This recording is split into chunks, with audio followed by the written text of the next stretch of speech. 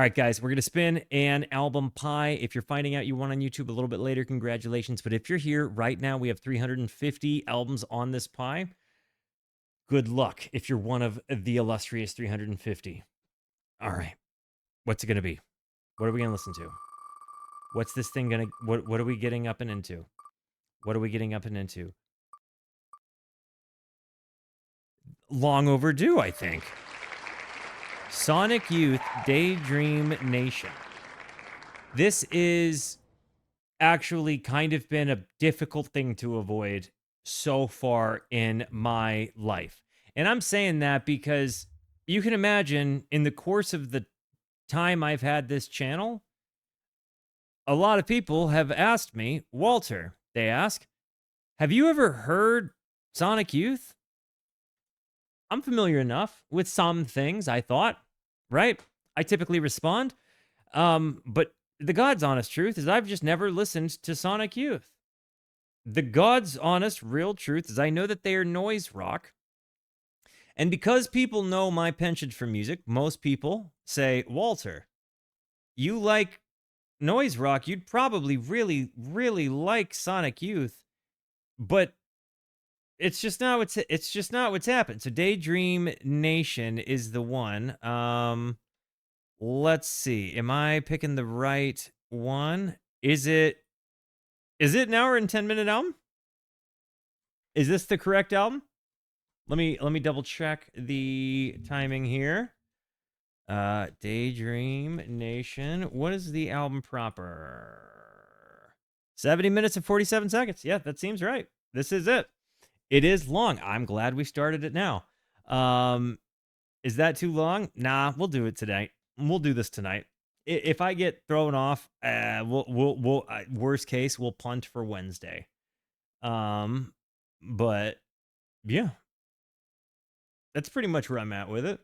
A lot of your favorite bands are about to make more sense. Okay. See, that's what people have told me.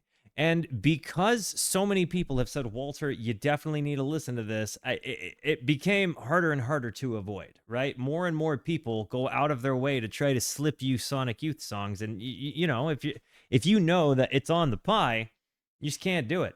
I do have some context. Let's get some W's for the context crew.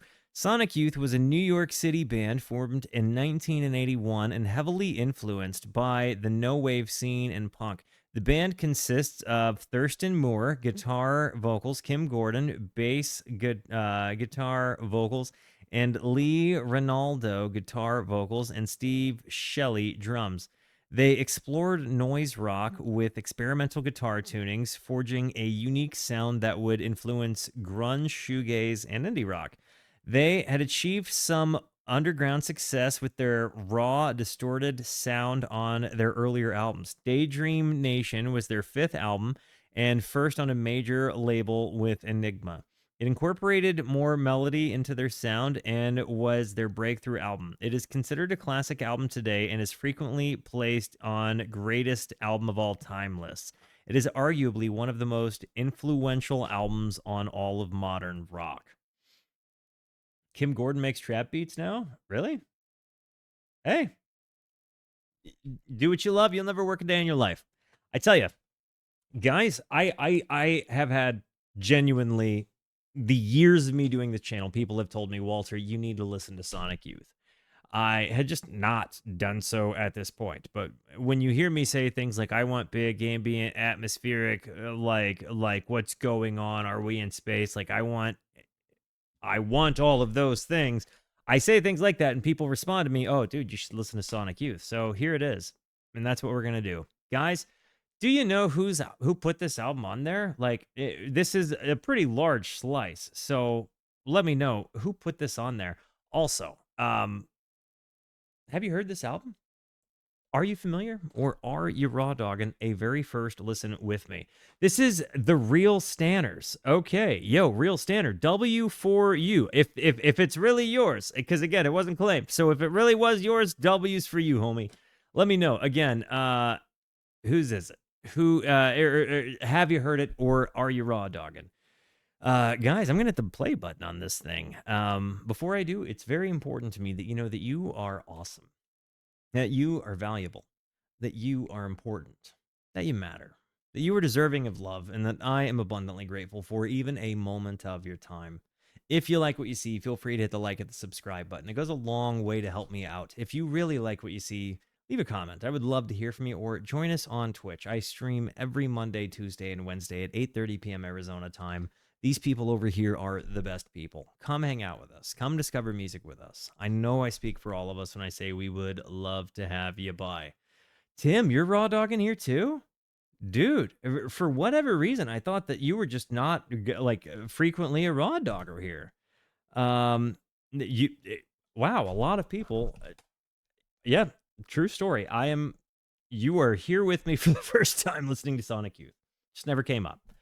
Guys, Daydream Nation, Sonic Youth, 1988, Teenage Riot. Here we go. Yo, Trey, the guitarist, dude. Thank you for the 10 tickle, the 1,000 tickle biddies. Feels like 1,000,000,000 tickle biddies. Teenage Riot.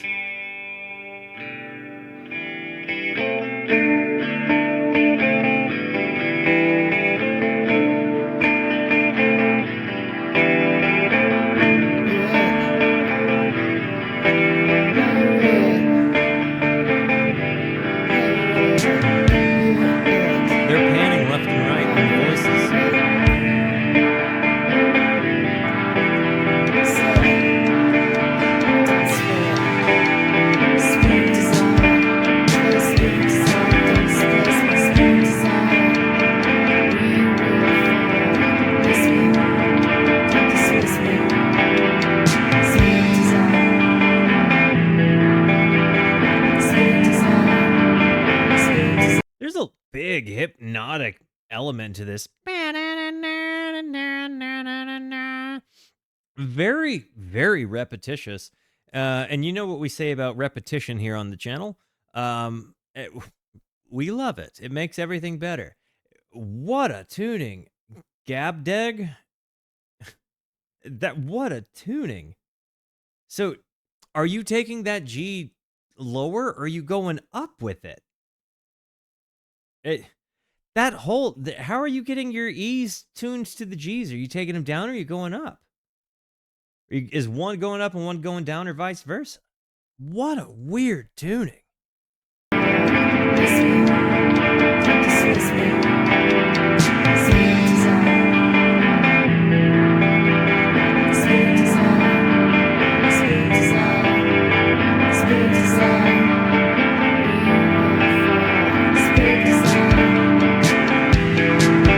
Why do I feel like Chapel Roan heard this and thought, I'm going to make sounds like this on the Pink Pony Club album?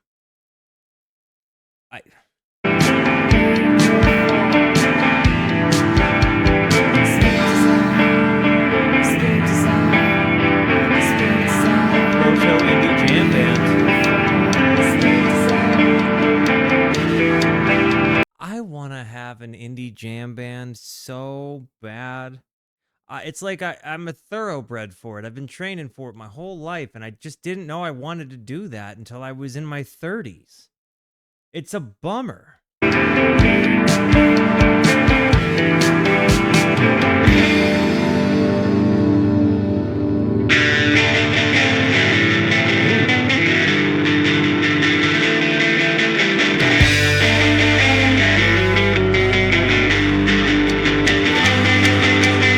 West Emo, Sonic Youth Sprawl.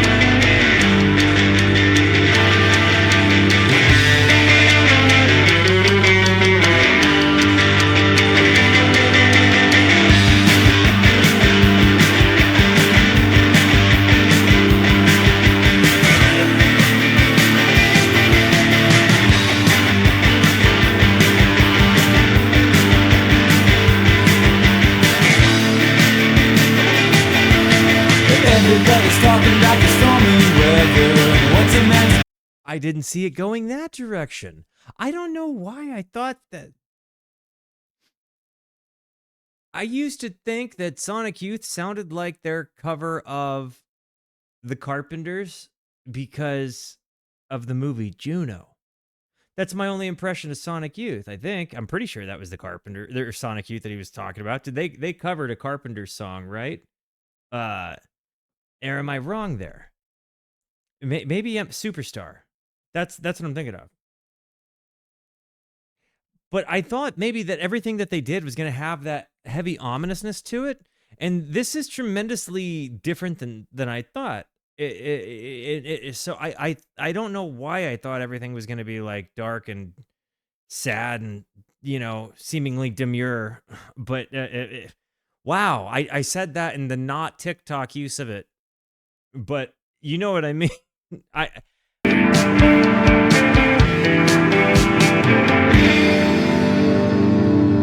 You go from that into this.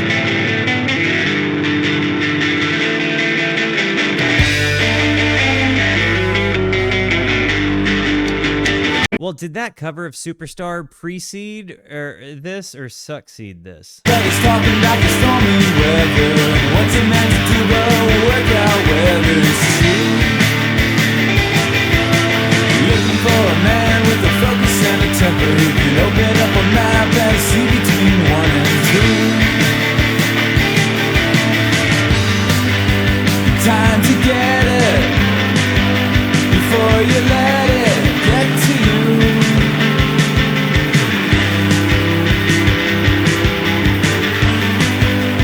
Here he comes now. Stick to your guns and let him through.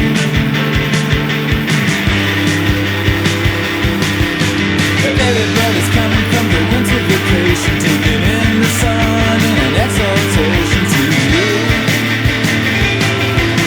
You come running in on platform shoes with Marshall stats to at least just give us a clue. Here it comes, but he's talking about the stormy weather.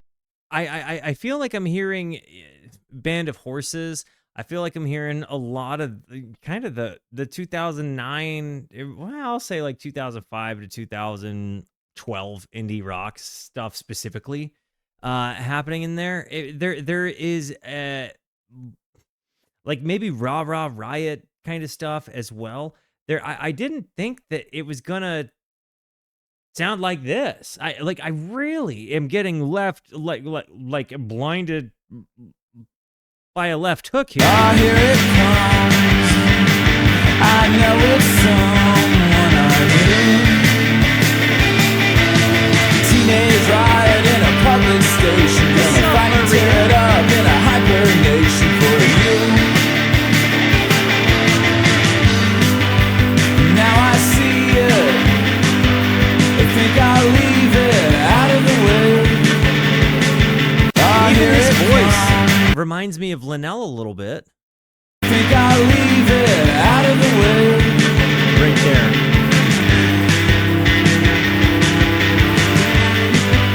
Now I come near you, but it's not clear why you make the way.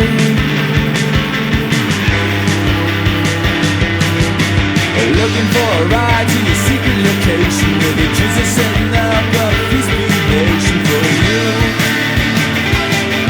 Got a foghorn and a drum and a hammer that's rocking and a chord and a pedal and a lock that'll do me for now. It better work out. I hope it works out my way. I love the way he sings.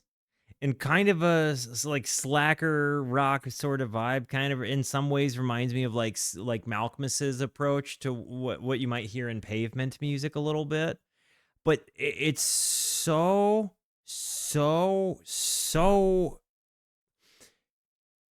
it 1988. This is before all of my favorite bands are doing it. You know what I mean? And I agree that there's no doubt that they're inspired by Velvet Underground, but I also said that exact same thing about Pavement. You know what I mean? Pavement were big Sonic Youth fans. I'm pretty sure I could see how that would be the case.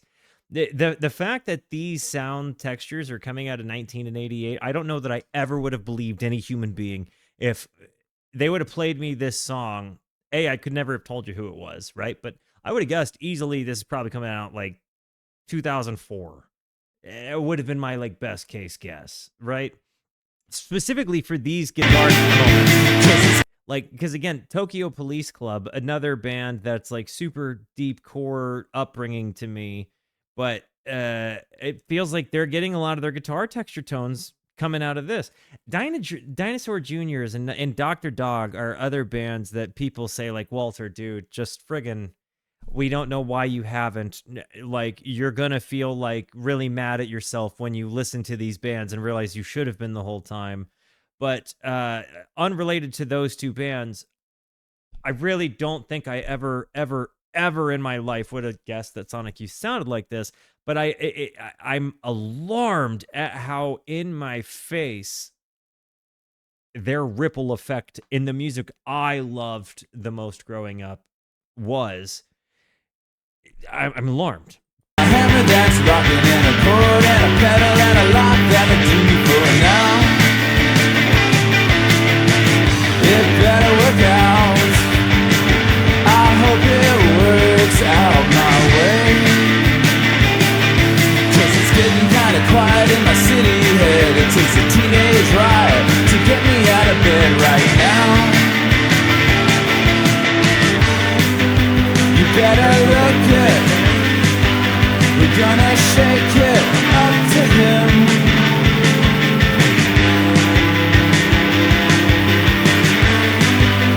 That's the hero. He paint a zero on his hand. So when you're doing all of those crazy tunings, how do you get your bass player to line up with you, or like the keys to line up with you? Do you just kind of decide on a key and follow musical structures and concepts from there? How do you do it?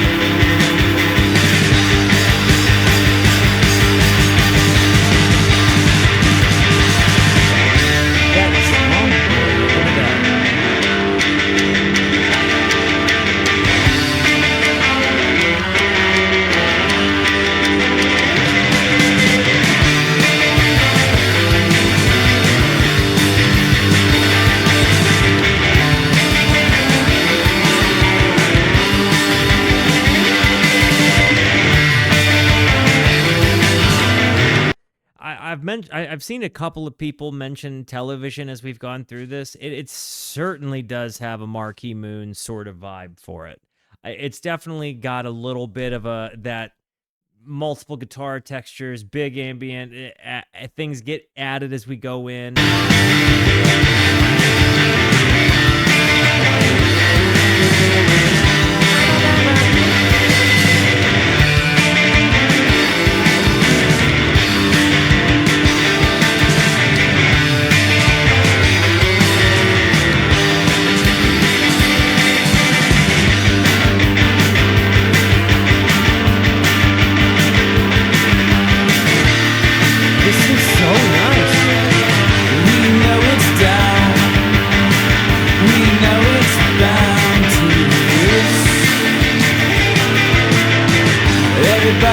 There's something about the way he sings I'm just captivated by, like, we know it's down, we know it's bound to lose. Like, he does this thing where he's just got that, like, kind of phones the singing part in a little bit, but also is like almost maybe sounds a little shy about his singing. So it kind of comes out like you're hearing a little bit of his shyness as part of the performance. Yeah, I mean, I know I'm sitting here kind of just describing the vocal ethos of slacker rock, right? But I would say the same thing about Beck too. I would say that in what I've heard of Beck, definitely of Malcolmus and Pavement's work. The sound is rounded. Everybody wants to be proud to choose. So who's taking blame for the stormy weather? You're never gonna stop all the teenage letters. It's time to go round. A one-man showdown teaches how to feel. How have I never heard this? We're off the streets now, and back on the road on the riot trail.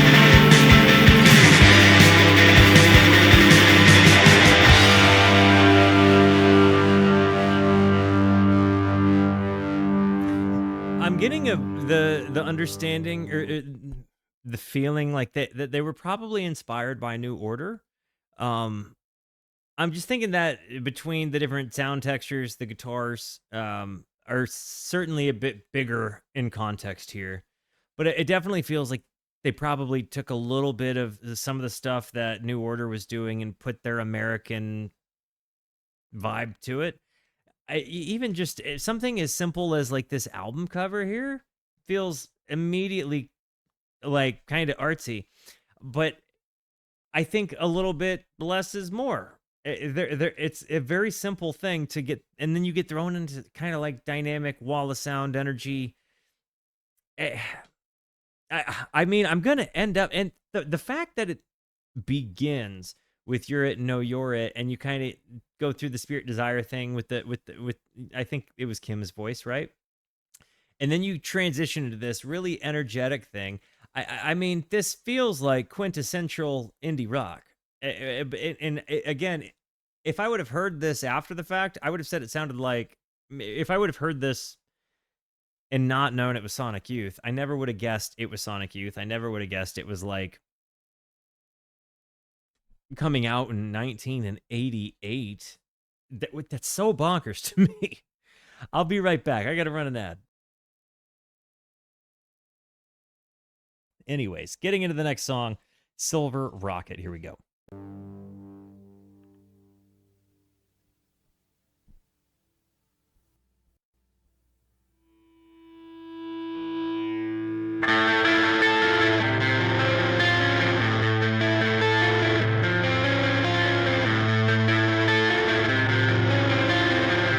Got attention to this one.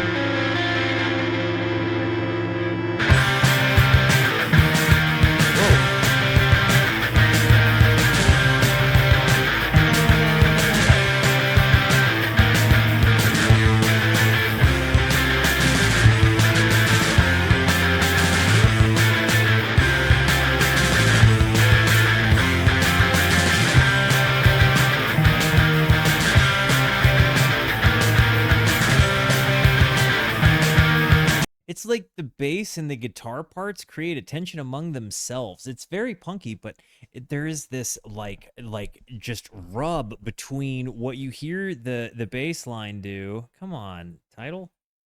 There's this rub between what you hear the bass line do and what you hear the guitar.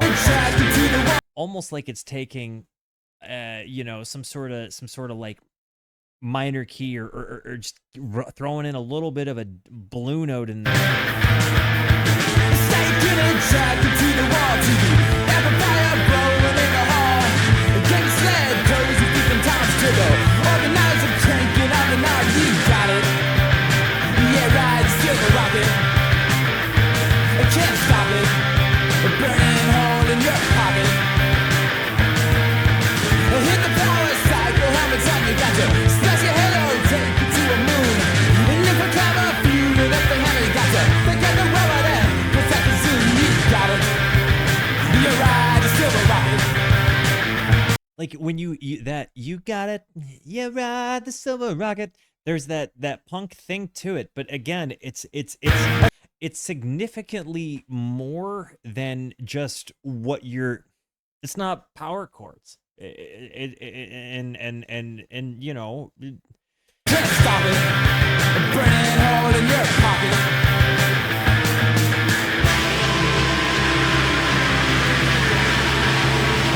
Whoa.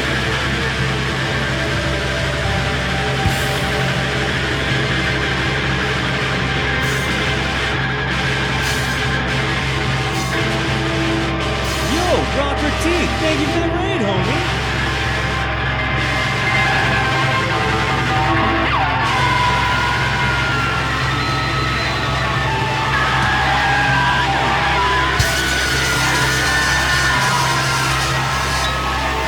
Love this.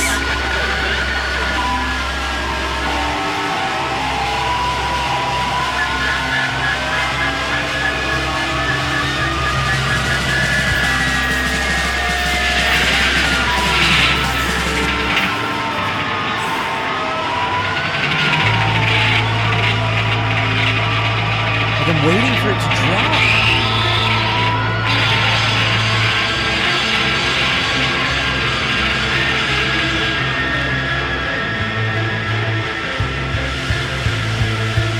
It's coming in. You can hear it.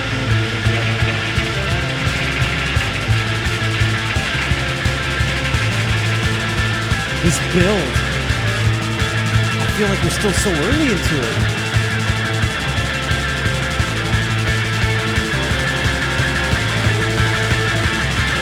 It's going.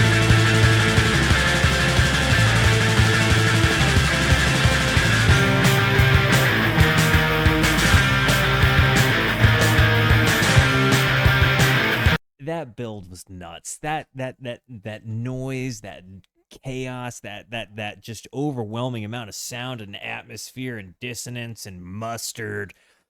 It's just great. And then you get this like quick but steady build, right? Like you can tell it's big energy, but it's just slow rolling until it's ready to just be in your face.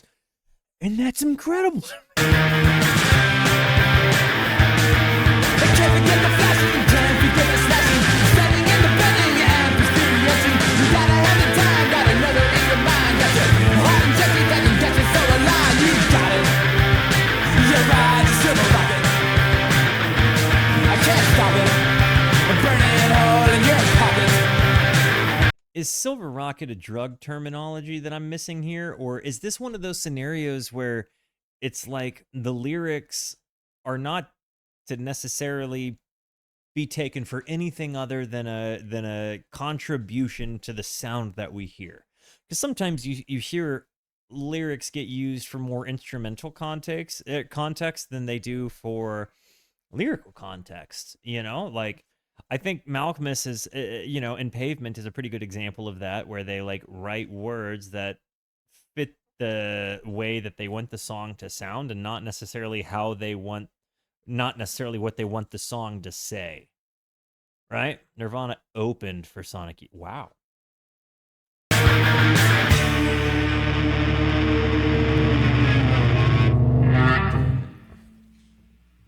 So 3 different songwriters and 3 different songwriting perspectives throughout the album.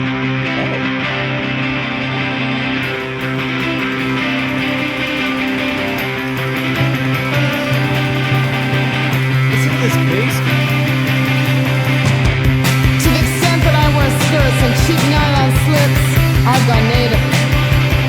I wanted to know the exact dimensions of hell. Does this sound simple? Fuck you. Are you for sale? Does fuck you sound simple enough? This was the only part that turned me on. That he was candy all over. Come on down to the store. Buy some more. Come on down to the store. You can buy some more. I feel like this reminds me of the B-52s in the best way. Like, you know, I think that Kate and Cindy specifically, you can kind of hear. I mean, I can't be alone in the way I feel about it, like that. Fuck you. Are you for sale? Does fuck you sound simple enough? Like this part. This was the only part that turned me on. That he was candy all over. I do think that not in a them going for it way, but I'm talking about when Kate or Cindy would just talk. Yeah, we're not talking Love Shack. I feel like if you're talking B-52s as Love Shack and that's your only impression of them, as it once was mine, it's a faulty impression of them.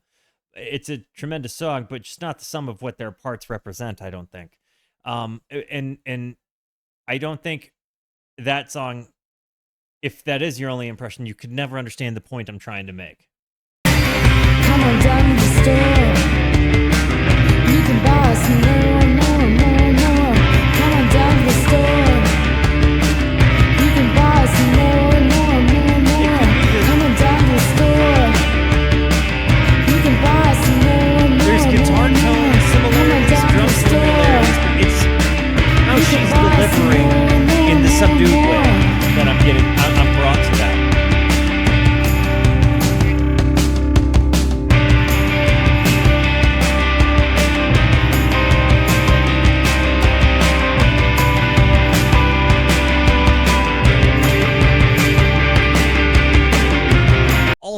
to the defense of B-52s, and I say this recognizing that most people that watch my channel, I would imagine, are open-minded people that can recognize when they are wrong or have misjudged an artist.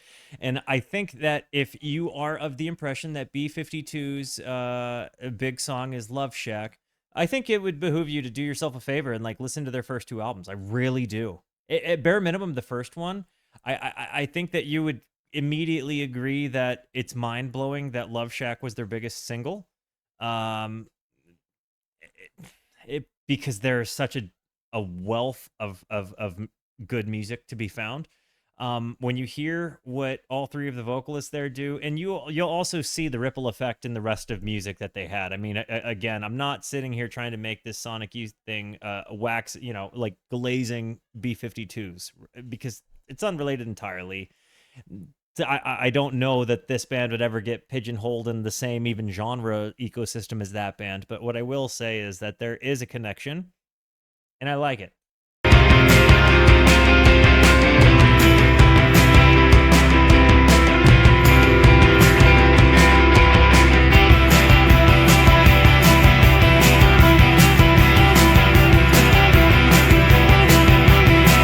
This jam's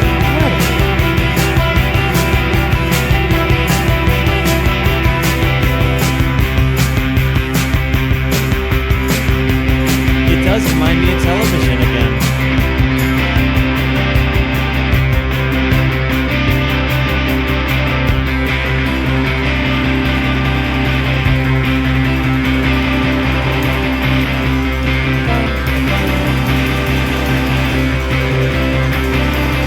These repetitions. I grew up in a shotgun run, sliding down the hill.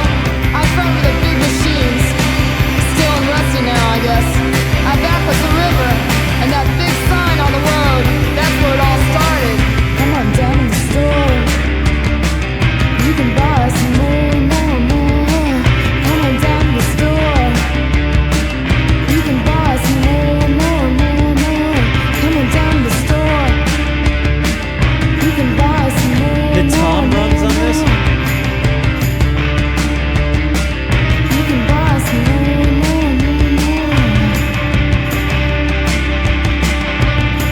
And just so everybody knows, I don't have my guitar gear plugged in right now, so be thankful, because I've been dying to play both of the songs I've heard. The entirety I've heard them.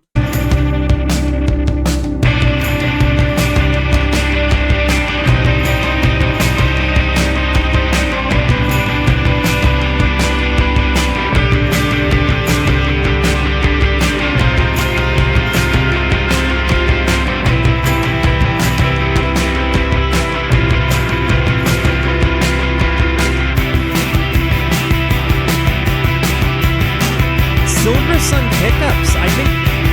I think Brian Aubert from Silver Sun Pickups must have been deeply inspired by this album, because his guitar tone, especially if you listen to like the Carnivus or the Pickle album, Carnivus, I certainly think his guitar tones throughout both of those albums scream this specific sound, this specific moment. In Silver Sun Pickups, I would say Brian Aubert. I saw the music video for the song Lazy Eye when I was like 15, and that started, I think, kind of the me chasing tone and guitar pedals and stuff like that. I mean, Chris Walla definitely like contributed with Bixby Canyon Bridge. That was like that intro, how that reverby delay sound to the very front part of Bixby Canyon Bridge got me to really dig into specific like delay and reverb pedals. But there is very much a ripple effect that this hit Brian Aubert of Silver Sun Pickups, and that hit me hard. So as I'm hearing some of these sounds, I can't help but just flash back to moments in my teens where I was getting hit with like formative music, and I'm hearing so much of the formative music that I loved growing up in the first song and a half on this album.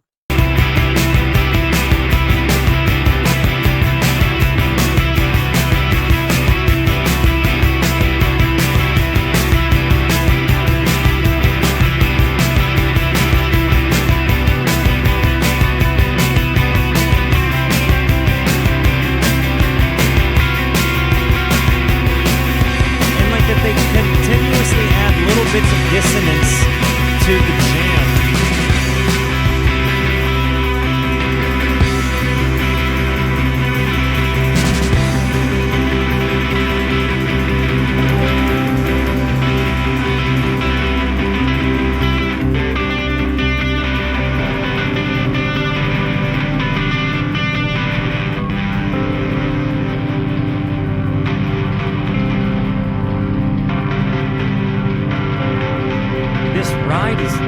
Still going just barely as this sound atmospheric thing starts building up.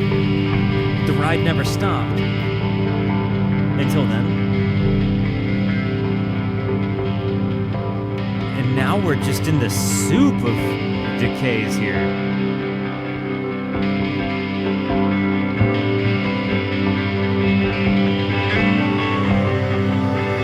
Everything is wet sound.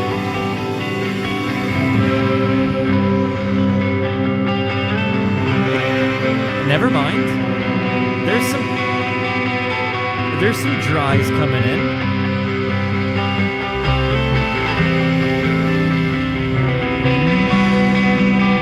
It's interesting. It sounds like he's somehow gotten like octave chords tossed into the middle of some weird tuning.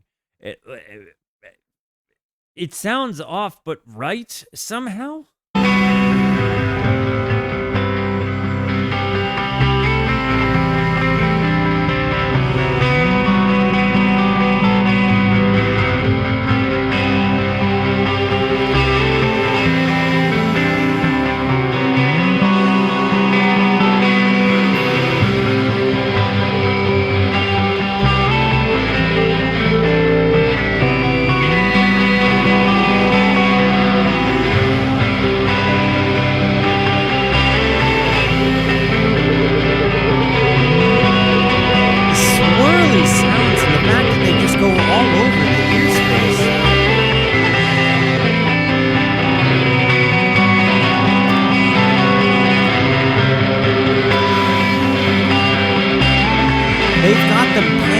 Left and right.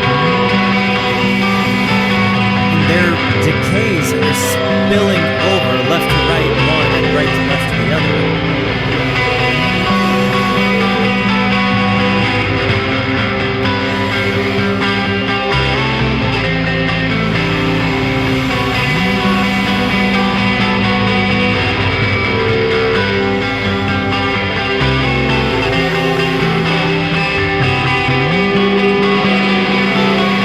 Yeah, it feels like what we're hearing, in addition to some I don't know, maybe gated reverby noises in some of these parts, like maybe on like they're putting gated reverb on soft crescendo, I think, to get some atmosphere. But it feels like I've got two different guitar players, panned left and right ear, and it feels like what you're hearing the guitar player on the left ear do.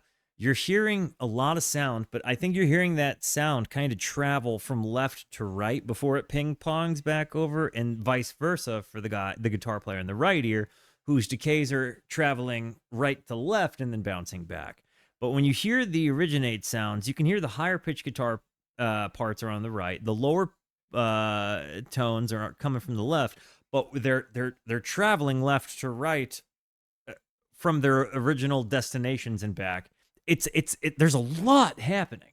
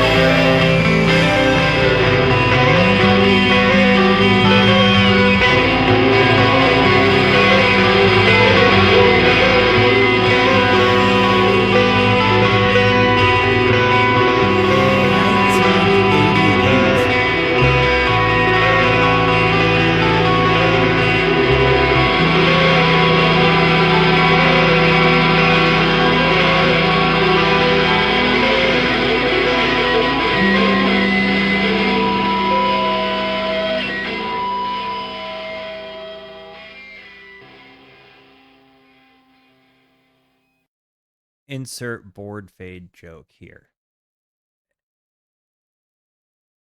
And then clarify that it's just a joke, because the amount of musical atmosphere that they got out of feedback and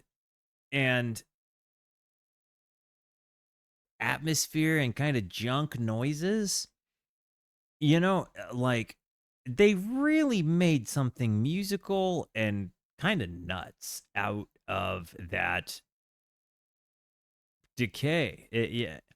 I don't know. It feels wall of soundy. It feels like this happened way before, what, like 6 years before Loveless, right? Like Loveless, what happened was 94, correct? I think that was the case.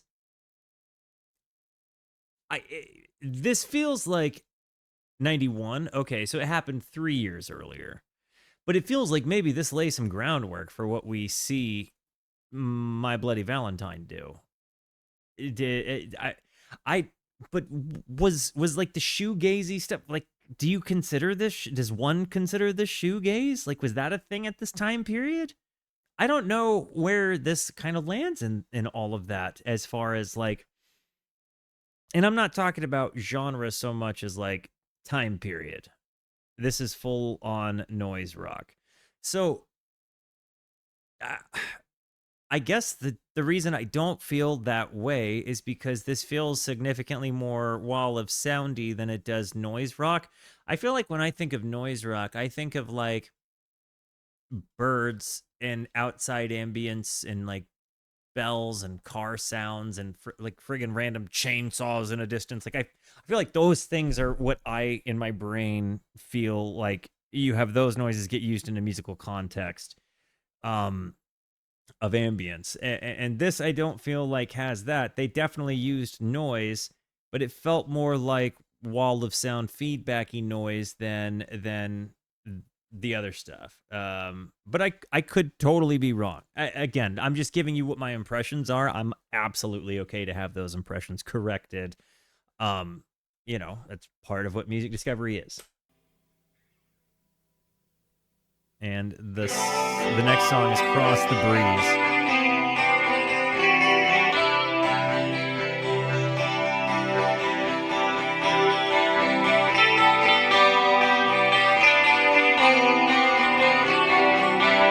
It's very much not the way the term noise rock is. Thank you.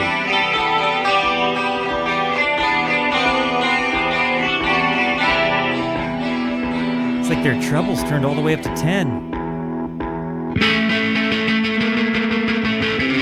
There's a left turn.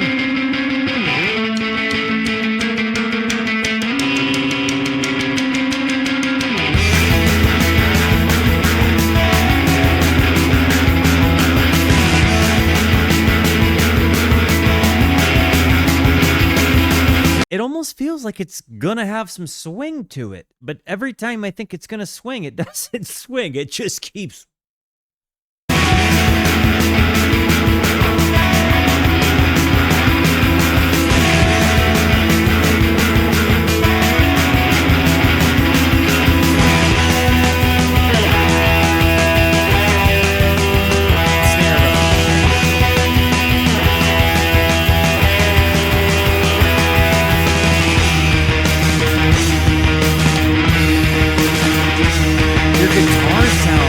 Always punch through the mix, which is amazing. There's so much sound.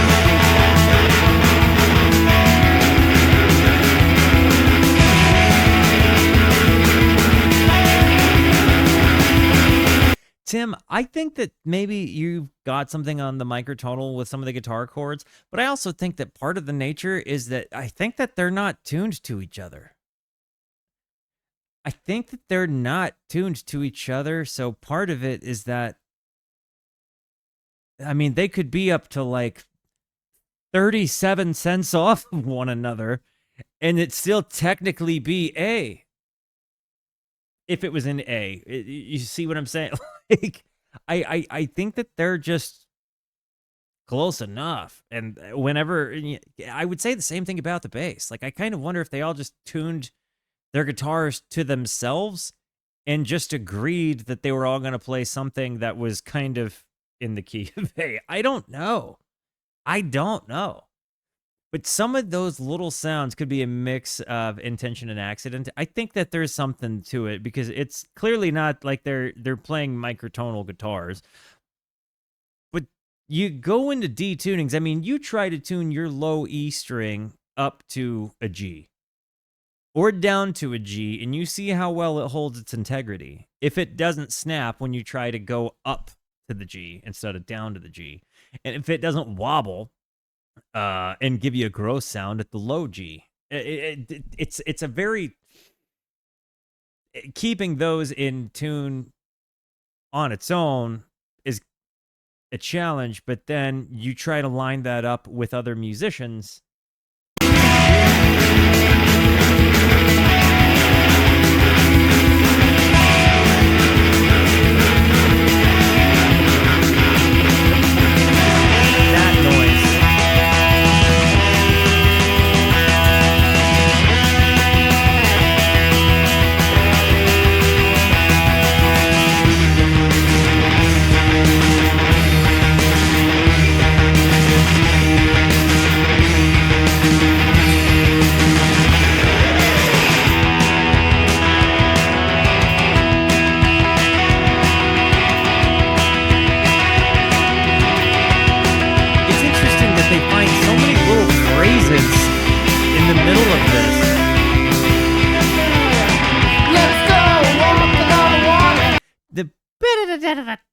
Little thing that happens right there, sneaky in the left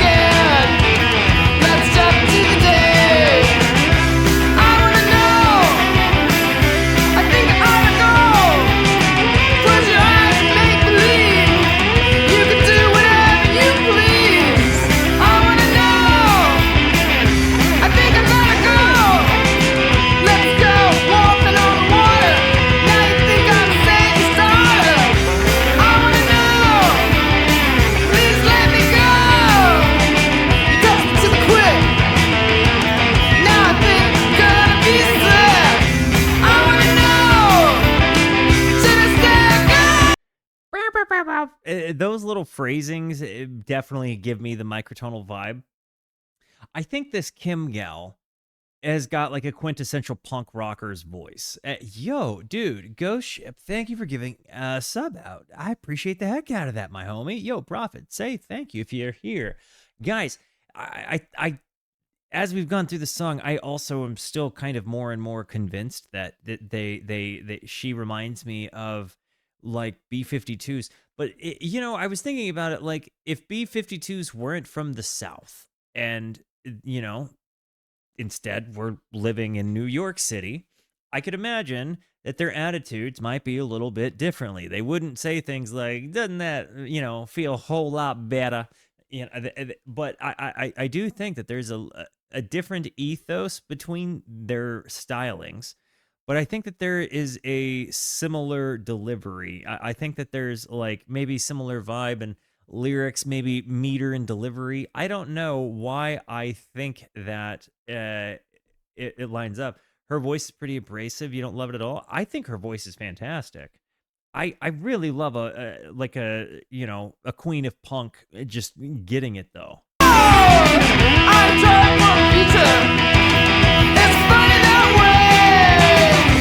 I wanna know. I took a look into your head. It made me feel very up to date. I wanna know. Should I stay down? Hold me tight down on my knees.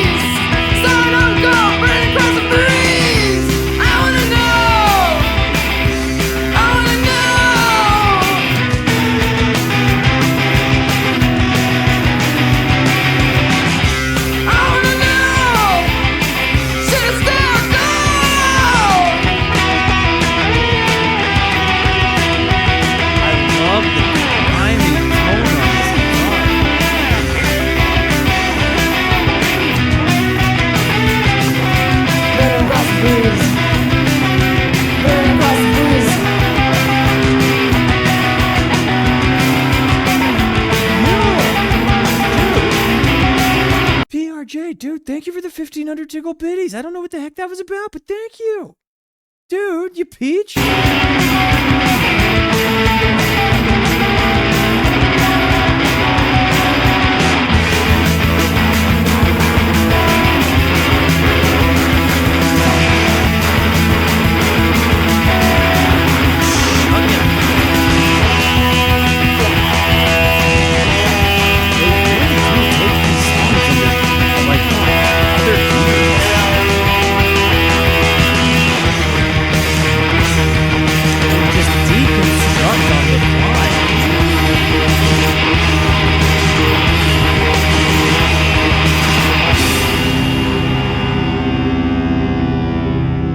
It's funny that you should mention X because Mel and I were driving somewhere the other day, and I don't even know what we were listening to, just like random spot, like title playlist, or like I think one of us had played a song, and then like right after that, an X song came on, and it blew both of our dicks off, and we were both like, well, I guess we need to listen to X. So specifically, I'll see if I can have Mel find that because it was on her phone, I recall. But let me find out because that you say that is kind of exciting to me. I that you even bring them up. Yes, I'm very much vibing with it. This is absolutely formative music to my formative music. And I don't know how I didn't end up liking Silver Rocket. I should have. Yeah, this is 100% there. Been watching on YouTube for a while. Nice to. Hey, yo, welcome, Space Boy. Thanks for joining, man. Rooskies, make our new friends feel at home. And yo, Thrill and Ghost, thank you guys for the tickle biddies. 400 and 200 a pop, you peaches.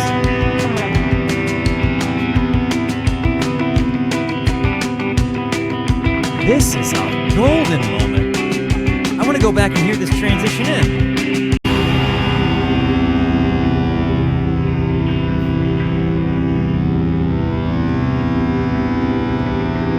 This music lends itself well to Closed Eye.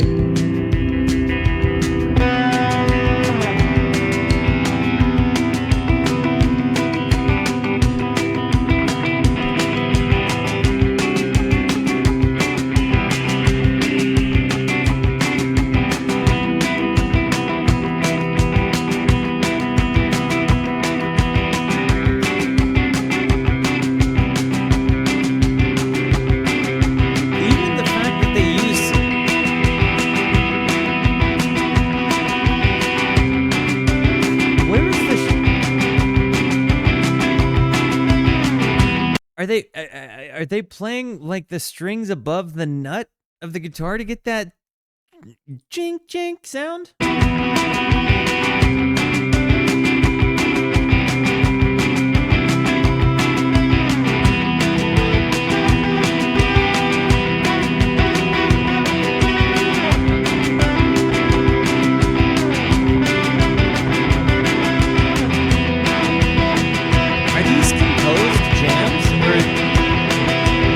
When they're playing live, are these composed jams, or are they coming to a live show just knowing that whenever they finish the part that they sing, they're just gonna have at it? Like, are they a jam band, or do they know the words and then they just recreate the jams pretty accurately?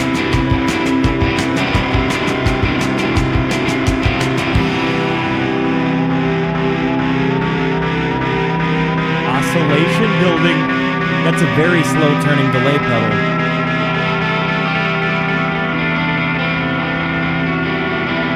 And it's all gone to the left ear. The right ear, I mean.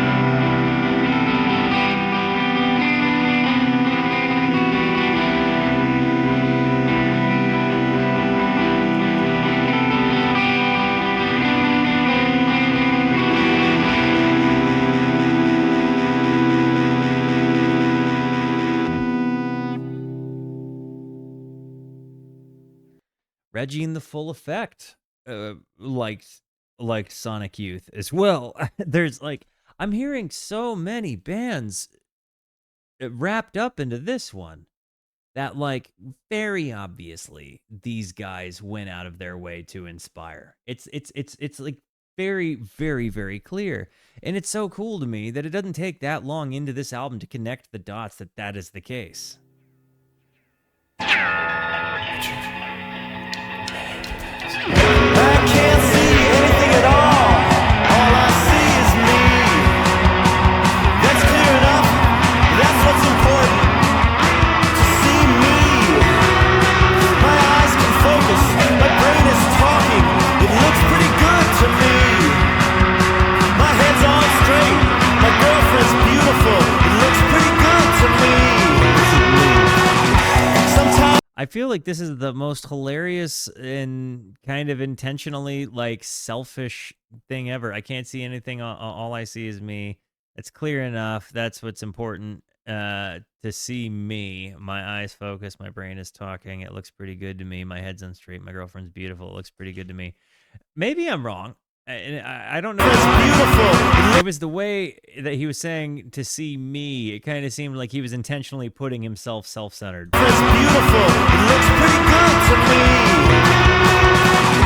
Sometimes I speak. Tonight there's nothing to say. Sometimes we freak and laugh all day. Hold these pages up to the light. See the jackknife inside of the dream. The railroad runs through the record stores at night, coming in for the deep freeze. Like that barking, like growling guitar sound sounds like it's just a really fuzzy, like wow, wow, wow, wow, wow, like gross wah pedally junk stuff. But it's such an interesting use case for that sound that I can't not hear it. I feel like if I heard it on its own, I'd be like, don't use your wah pedal that way.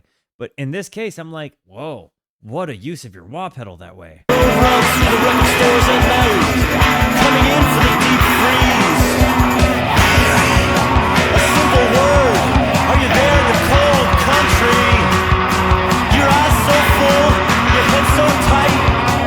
Can't you hear me?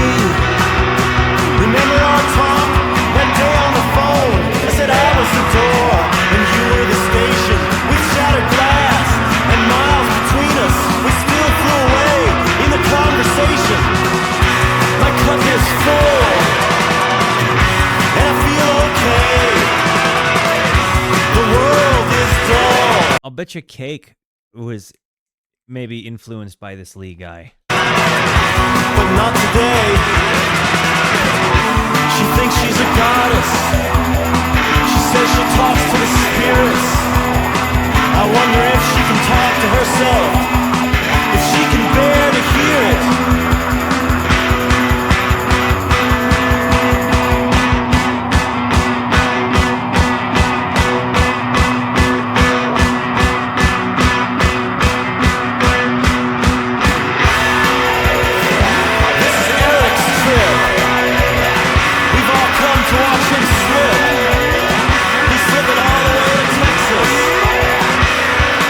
They've got such a swirly, screaming, yet like it's like a wah pedal with like no tone on it, but it's also like he's like tremolo picking the whole of the guitar as he's wahing it. So you're just getting a lot of junk in there. This is Eric's trip. Yeah, no doubt about it. The idea of taking LSD and then doing an interview, though, sounds like just the most god-awful thing to me ever. Like, I feel like that is... thinking about that is similar to what it might be to experience psychosis. I just don't think it would work for me. It's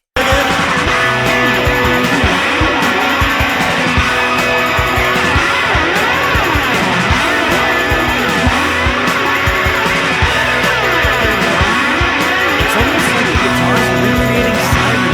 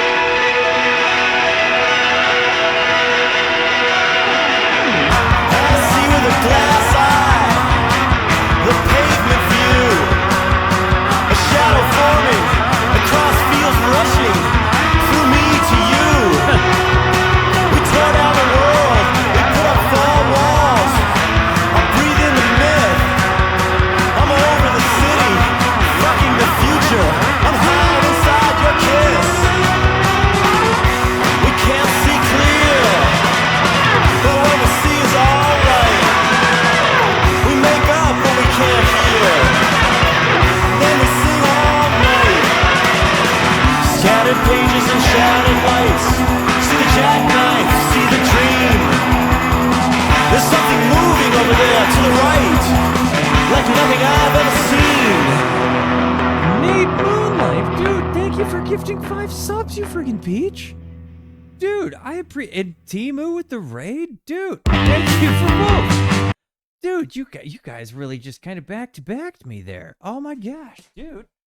Well, Timo, thank you for the raid, dude. And Rooskies, go ahead and welcome our raider friends to the Rooskies. Yeah, feel free to stick around and listen to some Sonic Youth with us. We're going through a Daydream Nation. Besides that, Nate, dude, again, thank you for the 5 gifted subs, you actual peach. There is so much happening with the guitar tones here. And what I was thinking about was it really would be quite difficult, I think, to try to do like gear recreation on this without just a massive amount of gear. Like, yeah, you're messing with your tunings a lot, but then you're also like having to get these crazy, chaotic, fuzzy, like all over the place sounds, and controlling feedback in these ways is not easy. Yo, Cheetle, dude, thank you for the 5 gifted subs. You guys are mad people. Thank you. I really appreciate that. I don't know what to say. You guys are being too kind to me. Realistically, there is. I wouldn't even know how to go about making something like this without just stupid amount of gear to try to accomplish it. I think that you see a lot of scrappiness in the 80s and 90s gear stuff where folks were like, you know, they had a ton of gear, but someone stole it when they were on the road. Oh, that sucks. They have a live set from the basement. Really? They brings out their generosity. It must be. It must be. They swap guitars for every song live. Do they have that many tunings that they necessitate that many guitars to play live? I mean, I think obviously there is a point in pride I know of having gear. Like, I know that as a person, I'm very proud. Like, I was very proud of my rig when I traveled. I always loved building it. I think it's very similar to what you see dudes in like hot rod culture doing, you know? Yo, hey, Mia Bella, thank you for the Prime. Amazon only gives you one of those. You gave yours to me. Thank you.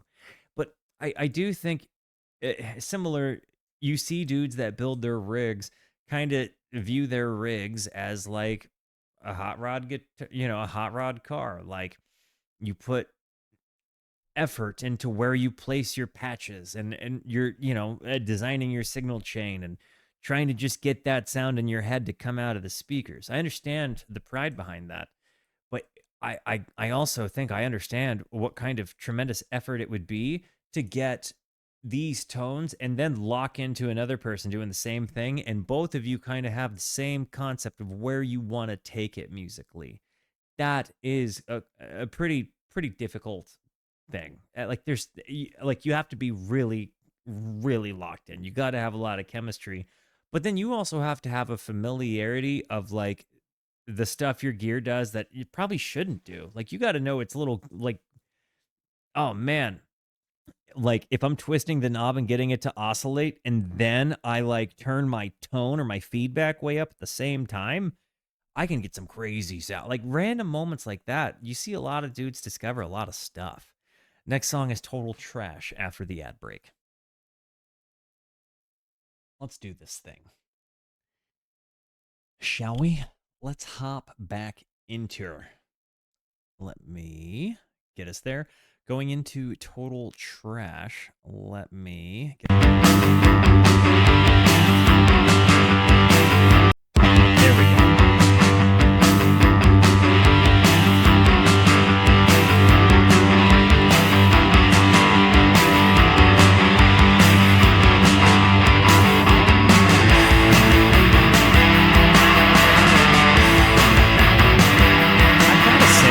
Tremendously more upbeat than I anticipated them to be. I thought they were going to be just like that Superstar cover.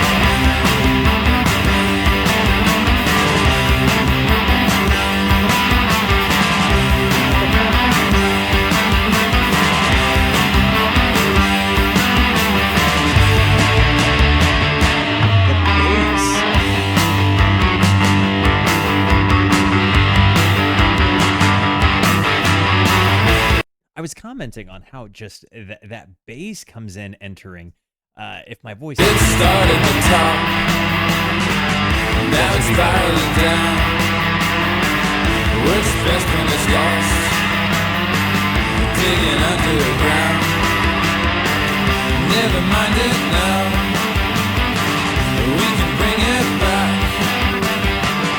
It's total trash, and it's a natural fact that I'm not no cow.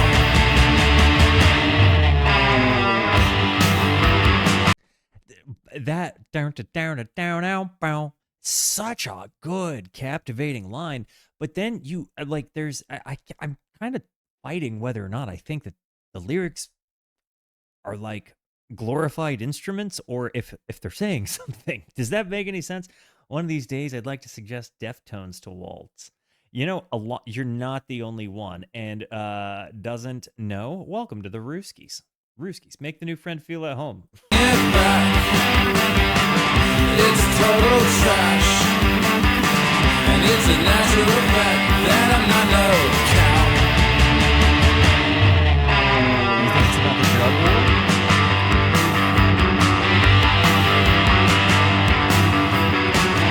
It's never the same. It's more than a game. Can't take it away. Can't kill out the shame. It's a guilty man. I love That this. increase the crack. It's total trash. Slap him on the back with a heavy rock. I think this is my favorite on the album so far.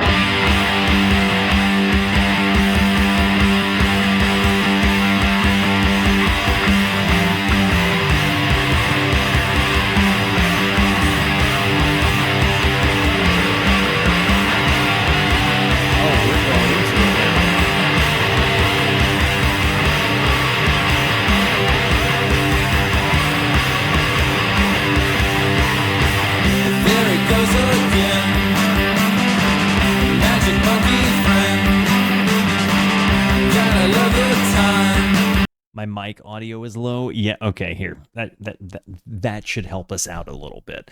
What I was getting at though was I think that this has become my favorite one on the album. There's just something about this that's got like really nice combo of like rhythmic and melodic indie rock meets that dissonance that I've kind of come to feel is to be expected with them. But it's got this massive atmosphere, this massive soundscape, and still in the midst of it all, it's like kind of a fun indie jam band. Kind of got this upbeat energy, maybe a little bit of a cheerful melancholia to it. That is seems to spend with all the kids in town.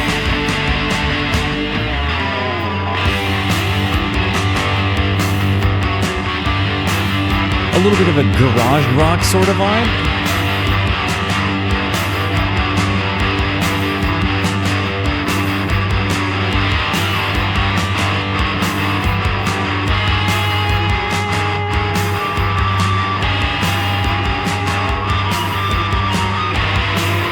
It's these moments that I'm just about.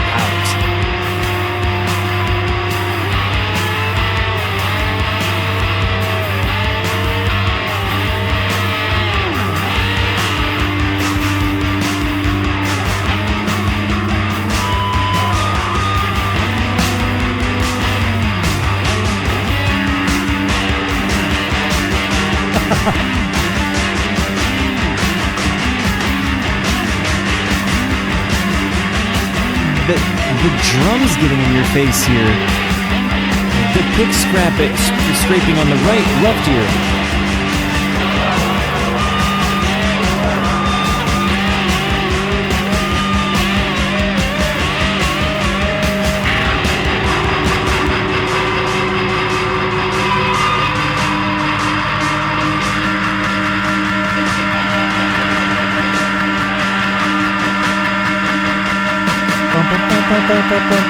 The transitions in timing here.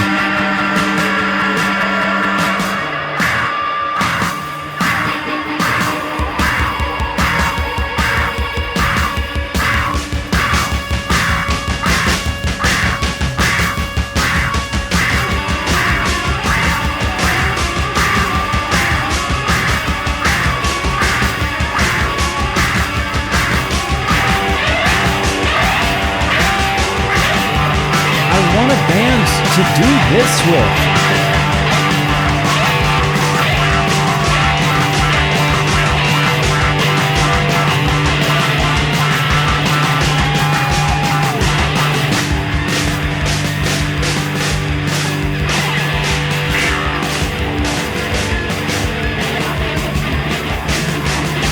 I think this is pretty well summing up what I want out of a band.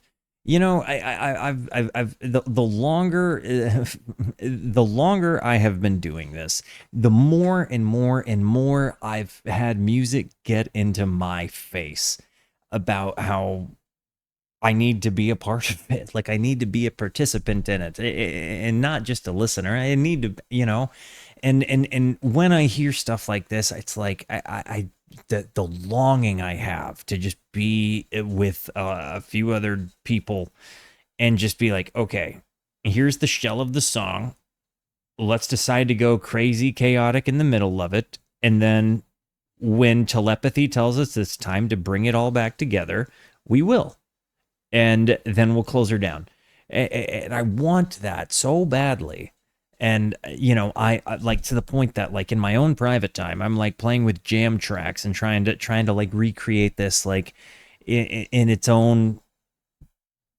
It's not the same. But when I hear this, it's very much just in my face. Like, this is what I want to do. Like, I want to make big, like, atmospheric crazy town noises with people that are also just wanting to make big atmospheric crazy town noises with people. And I want to, you know, everybody to have confidence in the other people to just do their job and know that, like, yep, when it's time to bring it out of the chaotic sludge, we'll all do it together and get us back out.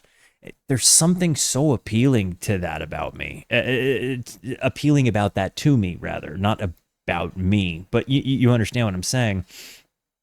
But I didn't realize that this was the kind of stuff that was happening in garages growing up in my tiny, you know, Christian household.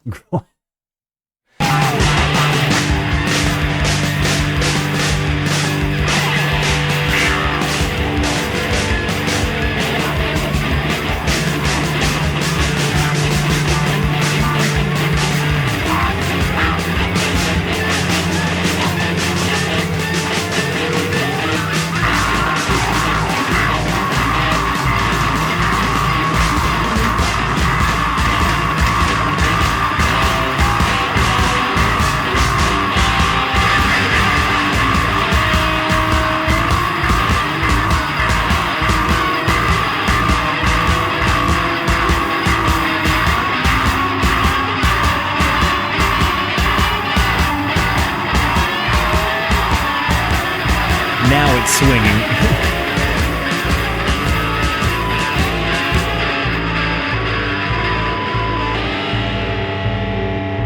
This is also my favorite so far. Total Trash is anything but Total Trash itself.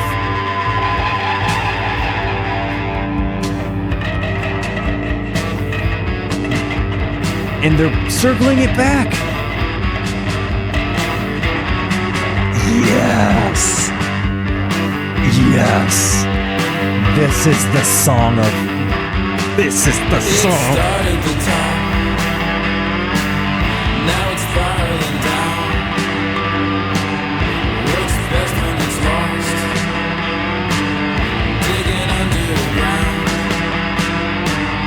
Never mind it now. We can bring it back. It's total trash. It's a natural fact that I'm not no cow.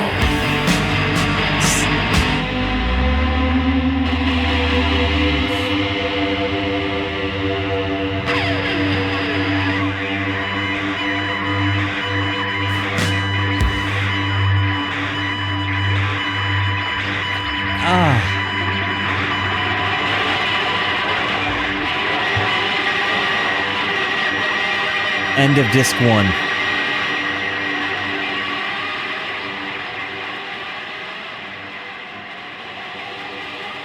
Oh my golly gosh.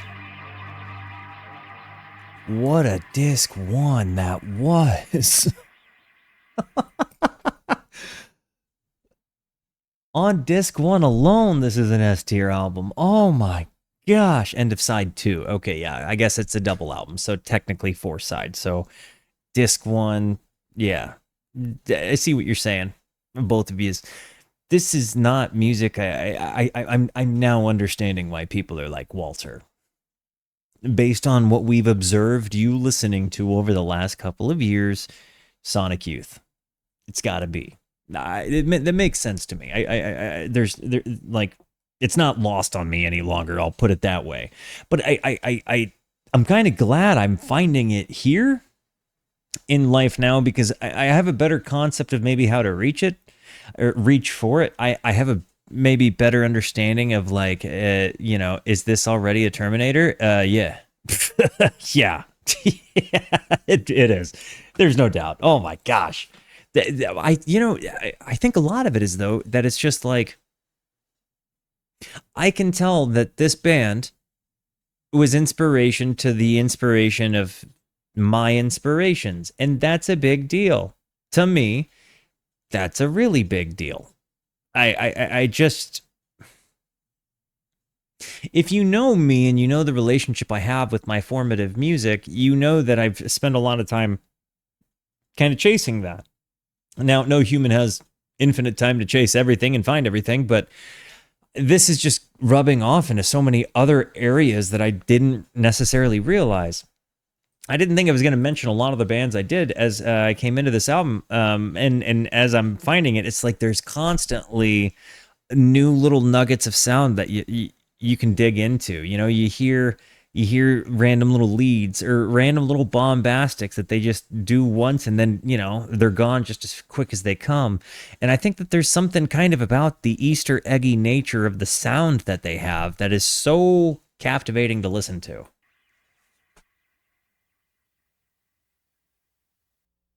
Hey, Joni.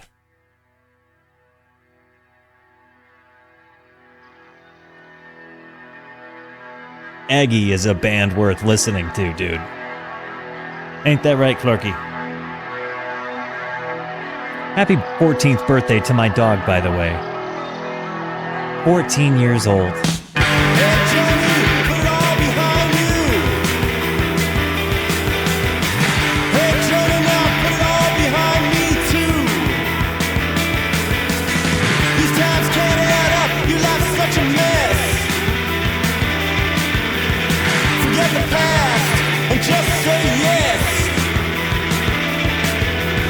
Was that a Nancy Reagan dunk? Tell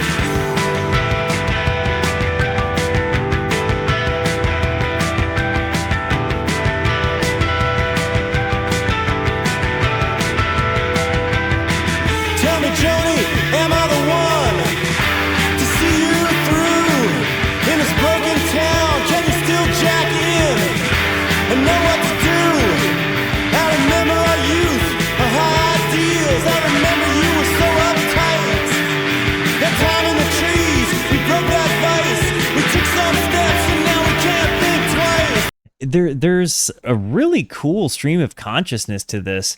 Almost as if maybe he's like, I don't know if Joni is a person or if he's like potentially like listened to Joni Mitchell and is being referential to her music and is kind of having like this imagined conversation with Joni regarding what she might have written.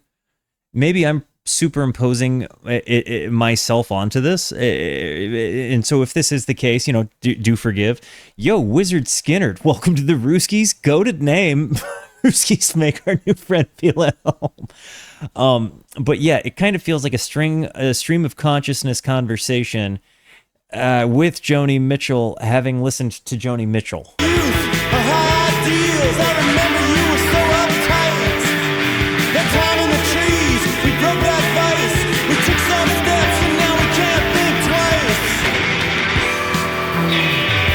Ooh.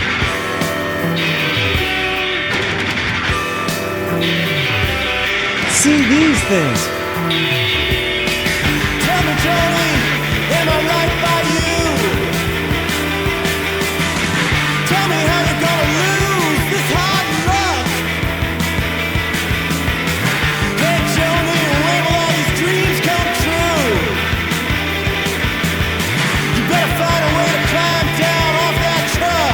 I think that this has been my favorite vocal take of this thing. Yeah, like of this album. It's not been my favorite song. Probably second favorite song. Total Trash might be just a hard mountain to top. You know what I mean? But Hey Joni comes in really aggressively, and in a way that I'm falling in love with. I love these fast guitars kind of squealy playing off of one another. I love this kind of up and down dynamics to it. But his voice, I think that this has been the best vocal performance of the album. Can you still jack in and know what to do? I remember our youth, our high ideals. I remember you were so uptight. That time in the trees, we broke that vice. We took some steps and now we can't think twice.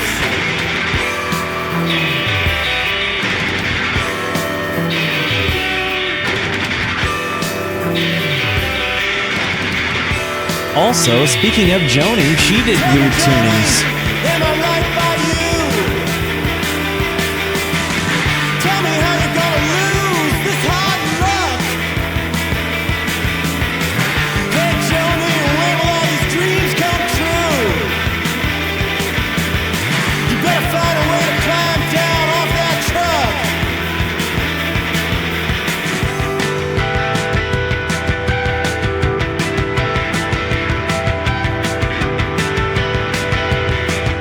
These little, like, dissonant Shots ring octave out. harmonic Send things. across the field. Joe's in the tall grass. She's a beautiful metal jukebox, a sailboat explosion, a snap, of electric whip crack. She's not thinking about the future. She's not spinning her wheels. She doesn't think at all about the past. I can't be, avoid. You're not the only person that thought The Replacements. There's been a couple of times that I actually need to get to the album Tom, I think. But it definitely brought me to Let It Be as well. For sure. Some parts, maybe not the more noise-oriented ones, but maybe the ones that have more of a melodic rhythm to it. Long and hard about that wild sound and wondering will it last. Tim.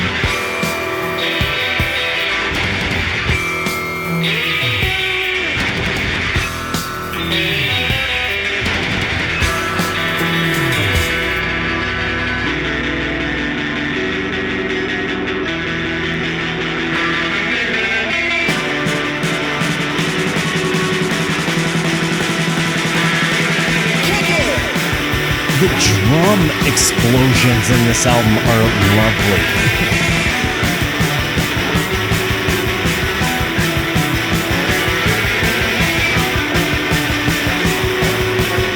I really want to buy a Sonic Youth t-shirt as I'm listening to this.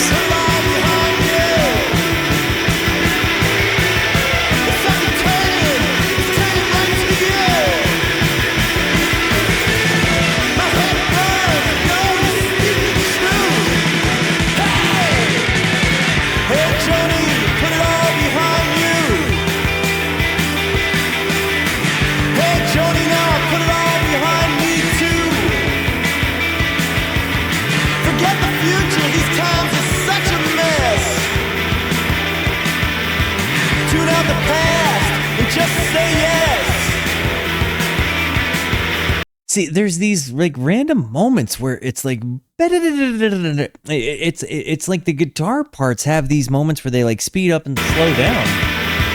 Tune out the past and just say yes. It's 1963. It's 1964. It's 1957. There's that harmonic thing I was talking about. 1962. It's 19 and 63. It's 19 and 64. It's 19. Hey Joni, I think is my second favorite one on the album. I really think that this run of Total Trash and Hey Joni was great. Also, another reason I think it's a really good thing I'm listening to this now, I don't think I would have appreciated this song had I not done some Joni Mitchell exploration. You know, so everybody, we owe the nugget of connectivity there to Gizhenge on this one, because I've only ever listened to Joni Mitchell because of Gizhenge. So I don't think I would have been able to appreciate this album had I not come in with some of the context and subtext of music in general without this channel. So, yeah, I think that we've done something good here, guys. I think that this is good stuff. Providence next. Also, I had a meeting with my mods a couple of days ago saying that Fugazi and Built to Spill, and ironically, because of the company it's in, De La Soul, are 3 guarantees that are going to be coming up on their own stream day.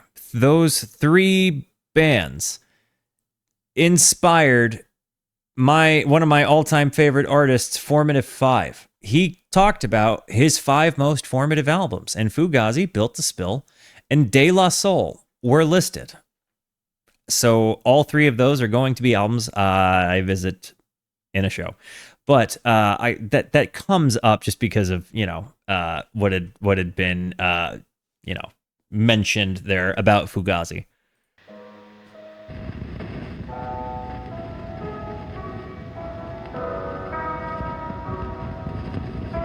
This is the records sound.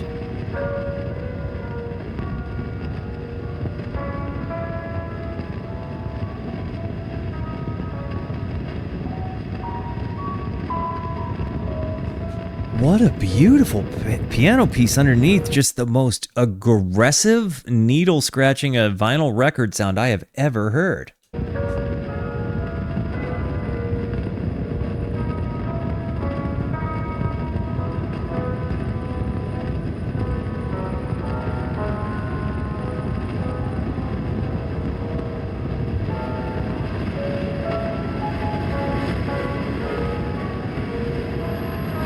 The guy leaving the voicemail on this track is Mike Watt, who was the bass player in Minutemen, who we listened to earlier, also in Firehose. He's leaving a message for Thurston on his answering machine. Thurston lost his weed, and Watt had some ideas of where to find it. He also cautions him to watch the Mota. Sorry.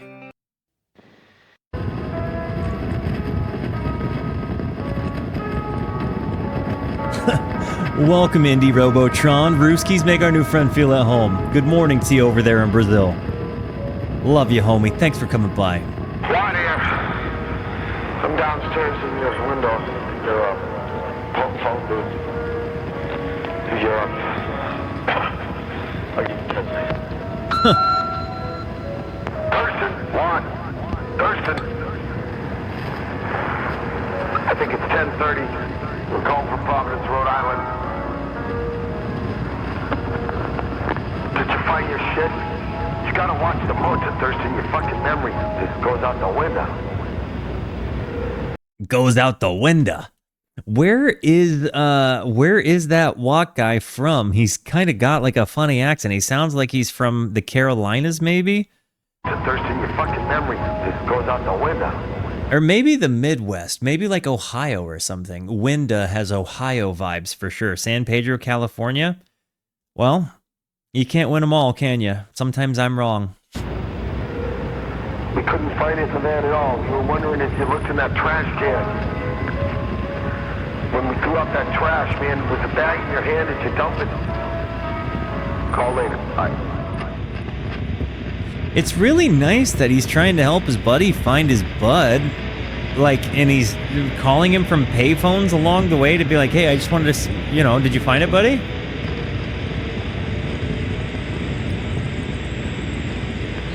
But how much did he throw away for that to have to be a conversation?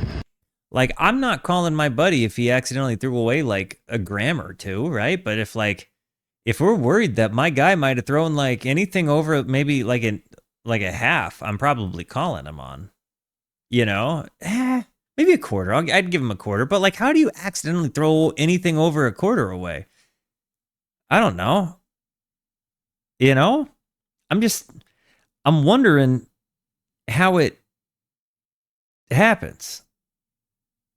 That That's either got to be a really big bag or a small bag in a drought where it's hard for them to get it, but they're in a rock band in California, so I would imagine it's pretty easy to get whatever they want, right? I don't know. I don't know what the game was like trying to get a bag back in the 80s.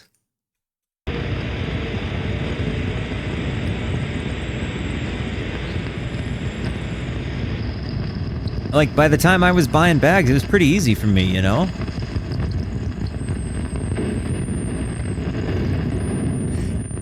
I wonder whatever happened to the bag. Do we ever find out? Like, did they ever talk about what happened to the bag?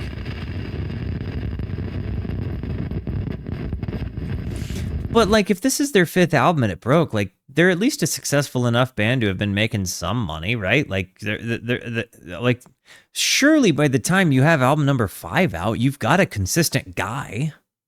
I mean, even if it's the 80s, like, you've got a consistent guy.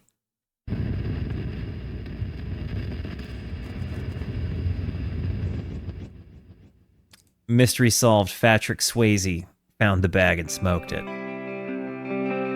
Candle.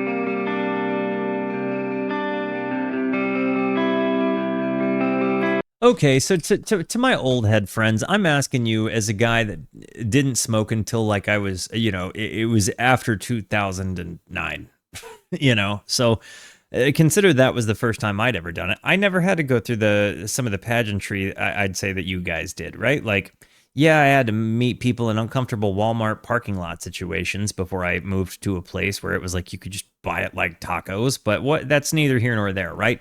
What was it like trying to get it in the 80s? Because like I maybe I am like coming from a place where by the time I chose to do it, I just always knew a guy.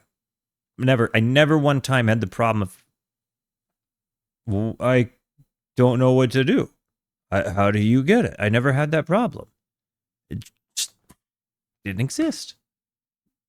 If I wanted it, I could do it. How'd you make it? How'd you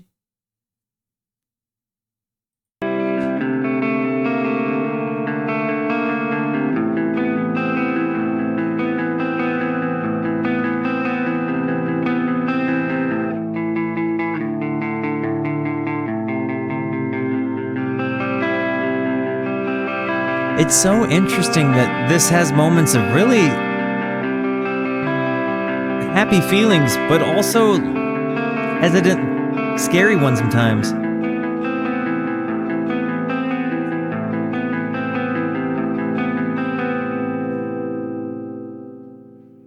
Man, you guys had it hard.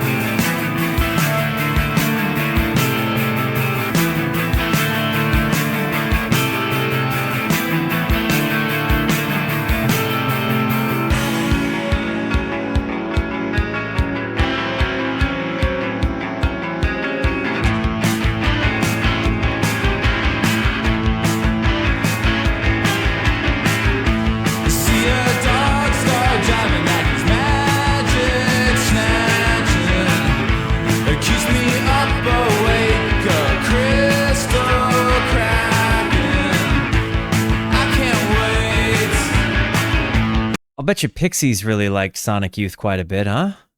I'll bet you those guys really enjoyed Sonic Youth, huh? I can't stay a candle. Gotta change my mind before it burns out. I'm the carpet on the rock. When there's weapon through my stupid mouth.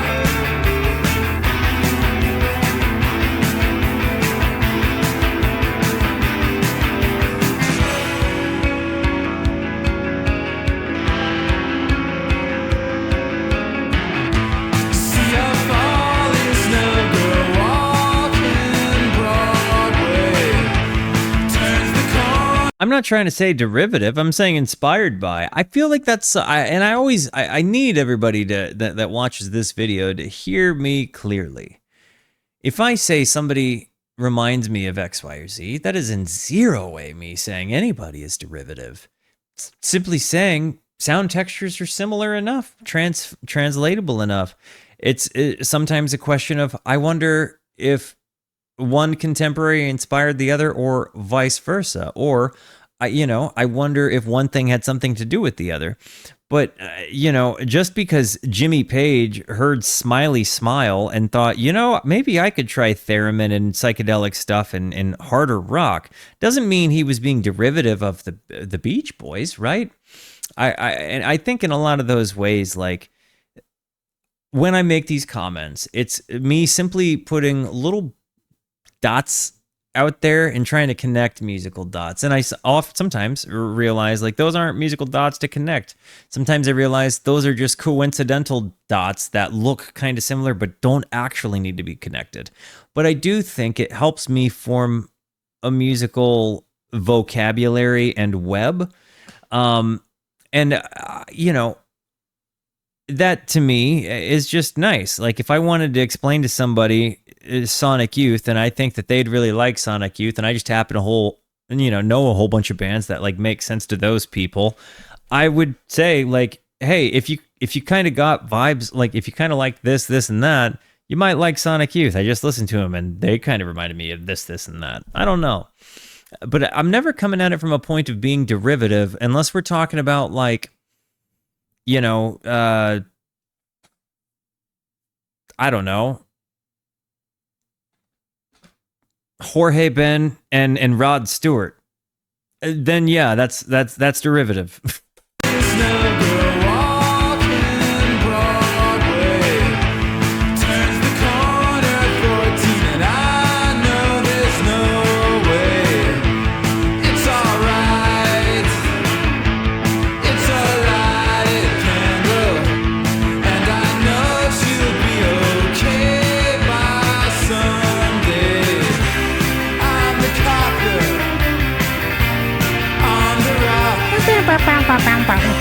Humming bells start chiming in your electric clock.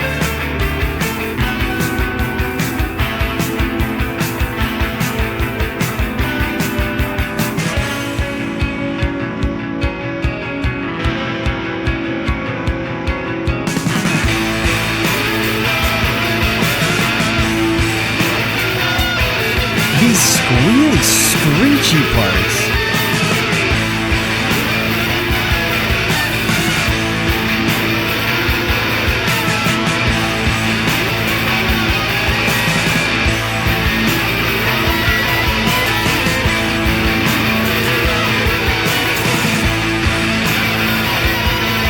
It's the screechy, squealy chaos that they just deliver, but they don't do it to the point of audio fatigue.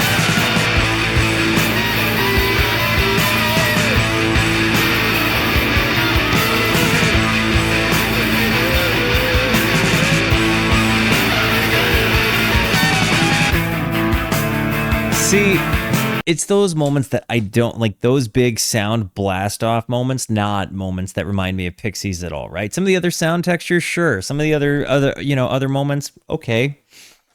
The big, massive stuff definitely doesn't remind me.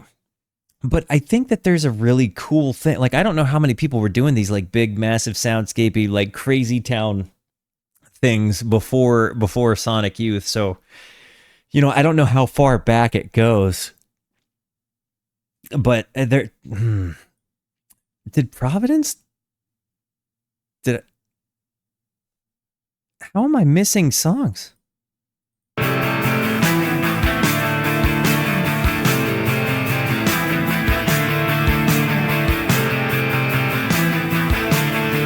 I also think, though, that like Pixies did have more like, this is the song. They didn't throw in like a 4-minute jam section of just noise in atmosphere.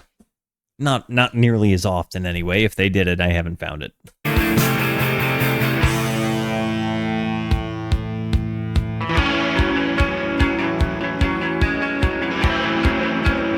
Would this album, if it was bought on vinyl, have been more expensive? Like, did different cost based on length? Safe to say, Candle, tonight's the day, Candle. It's alright now, Candle. The wind's away, Candle. Never thought I'd see a I think the Strokes may have. on the rock. Wind is whipping through my stupid mouth. So I think in this case, he's talking about his mop being his hair. It took me a little while to think about that, but okay. So it didn't.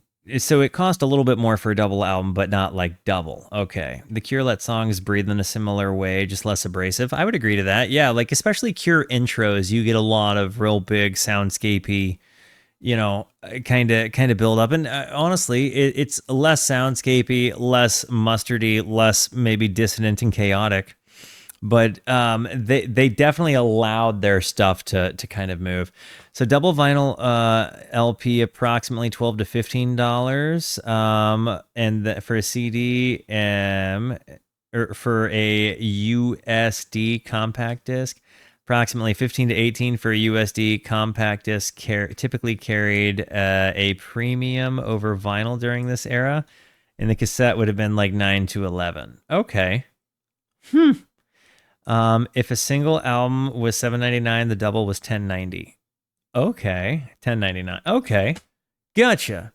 I wasn't sure because I was sitting there thinking, like, in my day, all of the CDs cost the same. Like, unless you had like a big featured artist, right? Like, maybe the Paramore CD at the time might have been more expensive than like whatever else. I don't know, but there was definitely a like most of the CDs were the same in like an FYE or something like that.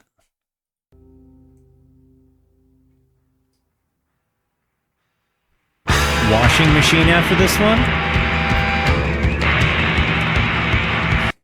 I do think that this has, because if you've watched my channel, I really, really, really have fallen in love with the Grateful Dead in the last couple of years, and specifically like the 68 to like 74 era where they had probably, I think, the most psychedelic reach in their stuff.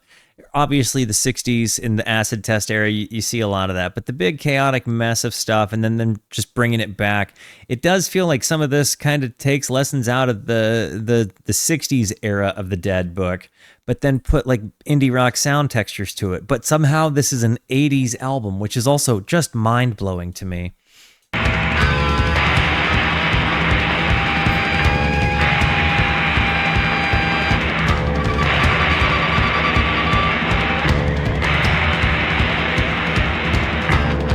Yeah, like this absolutely reminds me of like a Dark Star.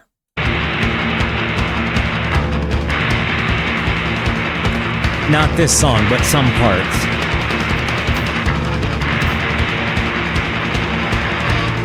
Yes, believe it or not, Indie Robotron, this album came out in October 1988. Hey, Night Judo, love you, homie. Jetstream, daydream, cocksure, hard luck show.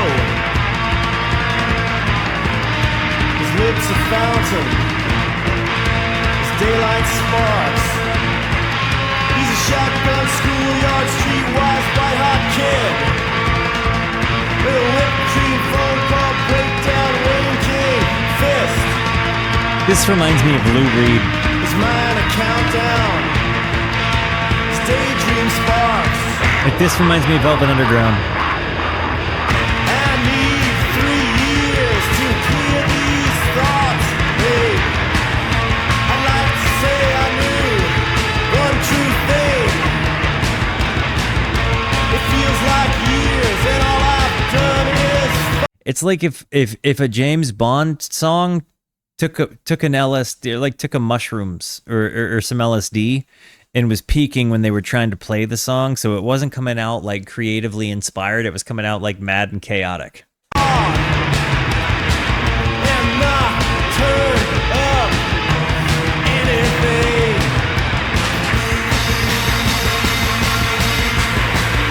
Love you, Ale. Have a good night.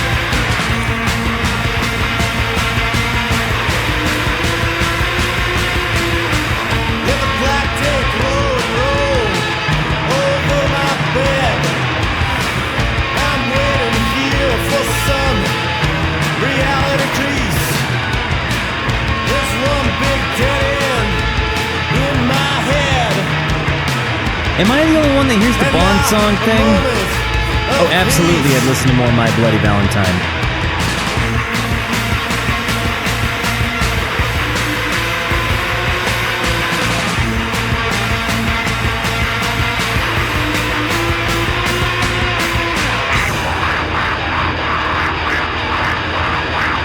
There's some Daddy sound.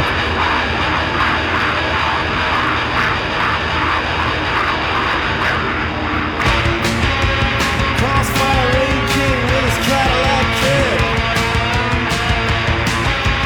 Marries every dictionary from his train yard bliss. His lips are fountain. His daylight sparks. What's up, Jarvis? I mean, not Jarvis, sorry. Keeps a steel drum, wedding ring, Pontiac, doorknob 10. His mind a countdown. His daylight sparks.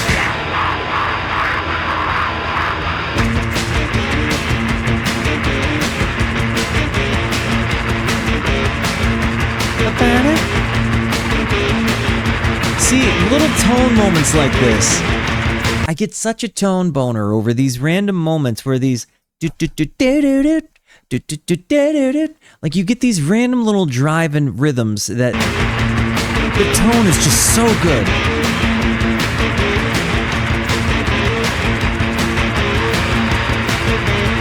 He is playing the drums with the sugar. Hung up on Speed King Nation. Caught up on a nail. Hanging tight with time, at least a little while. Your sister is a beauty when she's naked, like my kid. Out here in this whirlpool world, dreaming of a pitchfork kiss. I don't know what I don't know what to make of a lot of these lyrics, other than to just accept that they're part of the song.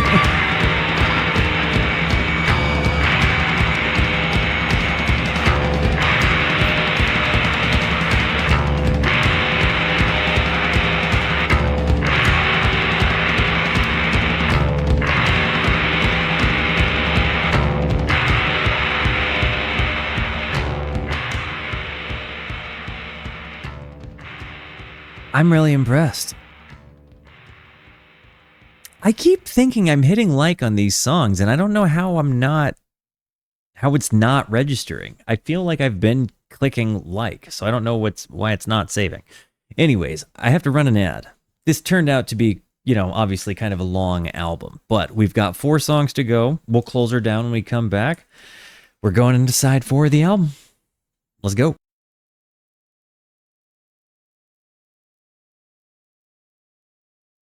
All right, team, let's close it down. Going into Kissability. Got cold in my house.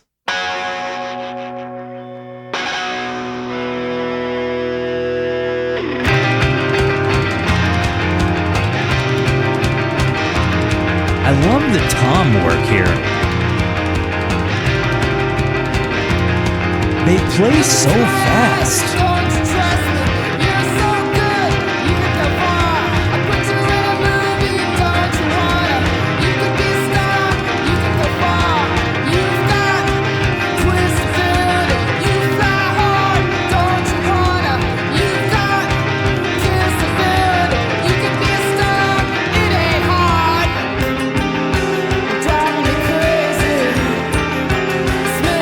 Chaotic circus here.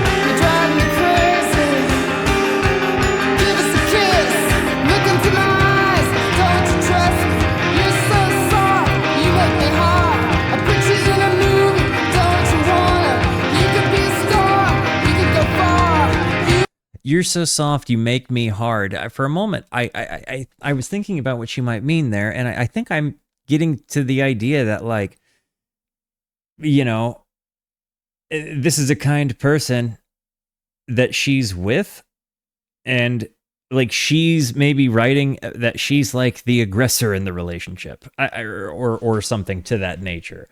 I don't know. There's also, for whatever reason, like I'm getting this tension built in from the time, but it also feels like maybe the meter breaks in to present a little bit of like dissonance of time. Don't you wanna?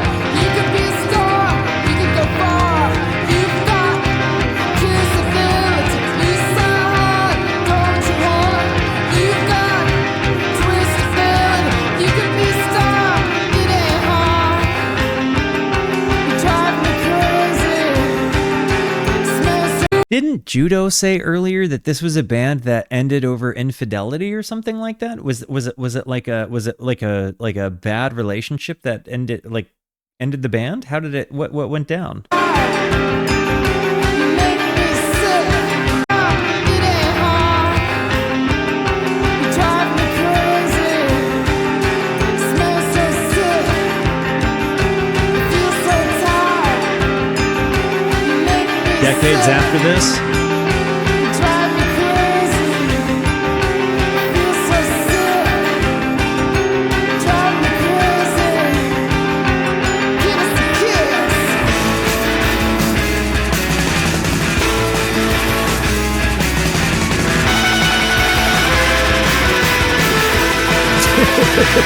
Yes.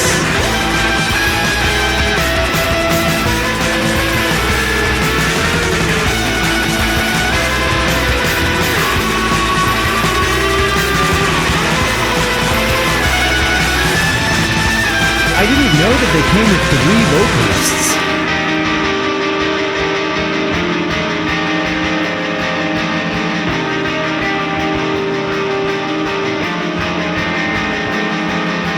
Look into my eyes, don't you diss me. You're so good, you could go far.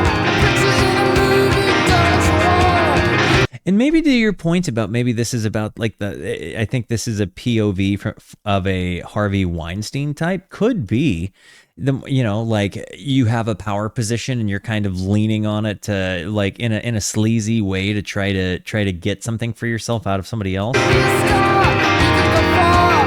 You've got twistability. You fly hard, don't you wanna? You've got kissability. You could be a star, it ain't hard. You drive me crazy. Smells so sick. You drive me crazy. Give us a kiss. Like unwelcomed passes made by men in power positions. I could see that. So going into so ABZ, it seems like it kind of ends on a concept here, or at least some sort of linked thing. ABZ, A the Wonder. Originally released as one song called Trilogy. Let the transitions play. Thank you.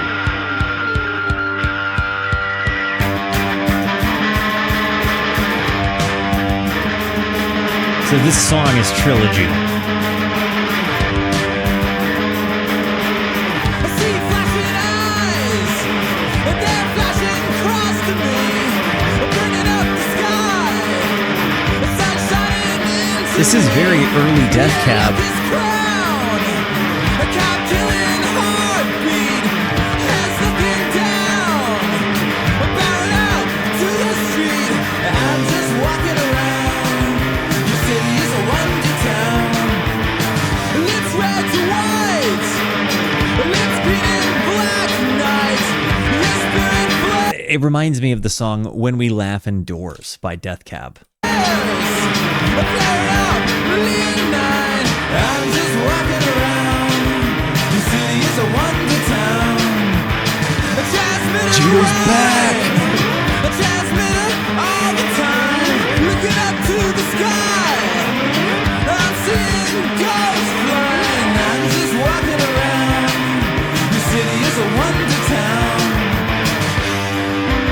Yes. Listen to Sonic Youth. Something tells me there's so much more. She's back in town to even the score. Was Sonic Youth a pretty big act for their time? You know, I've heard of them because like I think that they had a big enough like cult following within like kind of the not popular music group, but like did they have hits? Like how were they huge? I don't really know.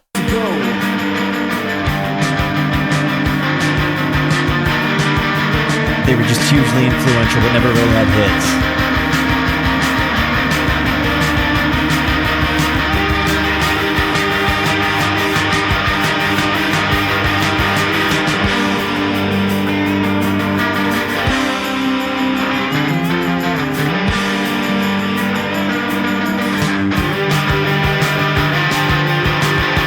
This was pre-alternative rock, man.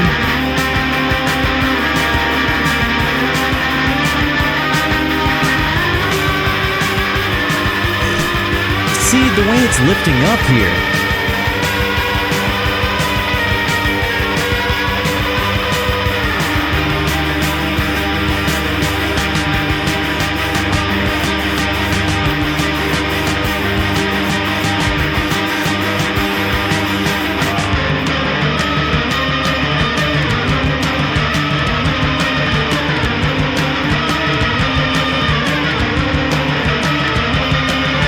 I'm convinced that they're a jam band. I really do think that they're listening to each other. I'm kind of convinced that they're like playing a lot of this album live in a room together, and you know, maybe they take a few takes or stabs at it, but it feels like this is very much a collective effort.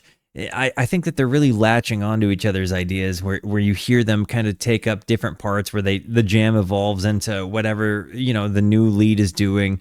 You know, I think some of the moments where they silently but quickly build up the original parts are planned, but I do think that they had to have done a lot of this in a room together.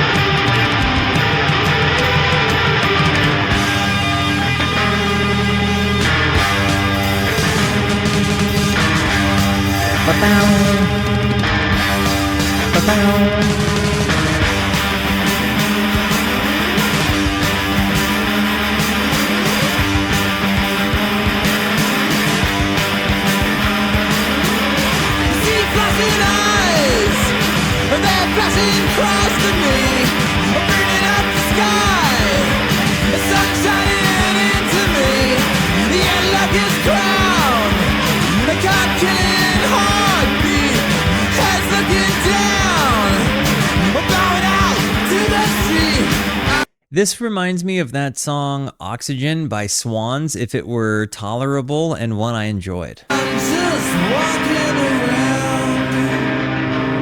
The city is a wonder town.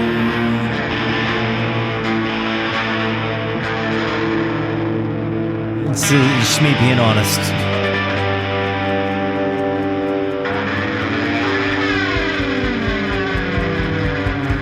So this is the second part of the song, Hyperstation.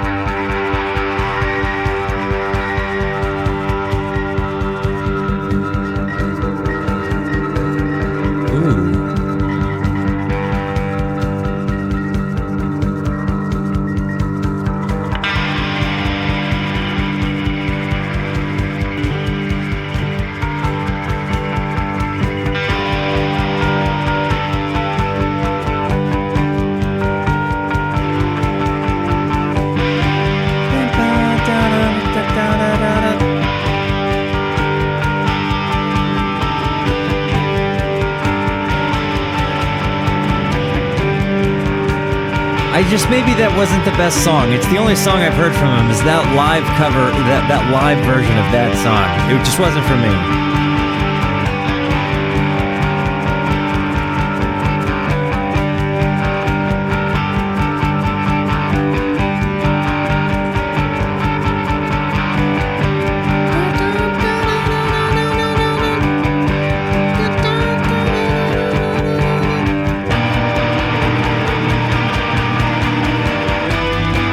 They're really fading in there.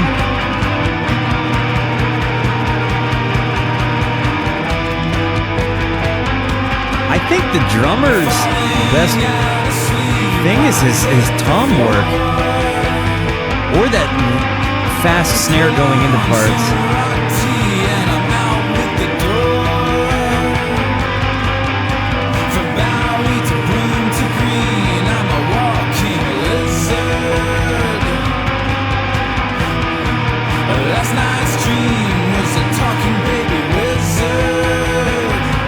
W's for the lizards. All coming from human imagination. Human imagination. Daydreaming days in a daydream nation. There's the title track.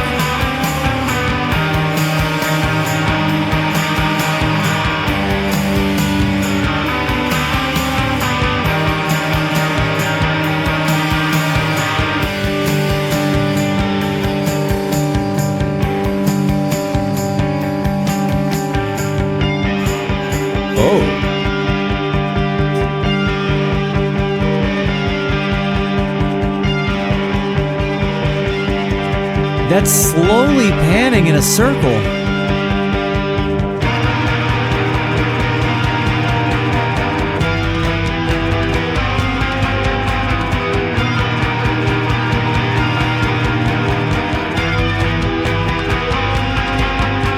Smashed up against a car at 3 a.m. The kids dressed up for basketball beat me in my head. Ooh. There's bum trash in my hall and my place is ripped. I totaled another amp, I'm calling in sick. It definitely feels like this is a kind of a dude talking about just how tired and exhausted he is with life and how like things are just kind of still not going his way. Trash in my hall and my place is ripped. I totaled another amp, I'm calling in sick.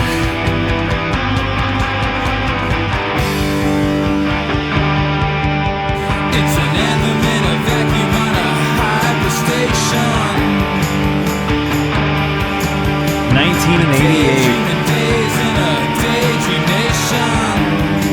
I'm still blown away. Trash in my heart. I'm not convinced that this was done in 1988. Part of me thinks that they built a time machine, traveled into the distant future, maybe actually only into like 20 and 24, or 2004, 2005 or something, recorded it, then they went back and gave it to their record company. And my place is ripped.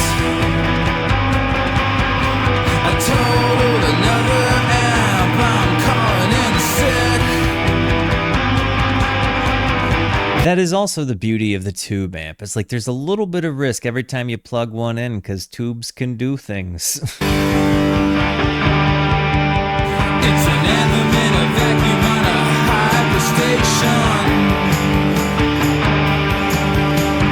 Daydreaming days in a daydream nation.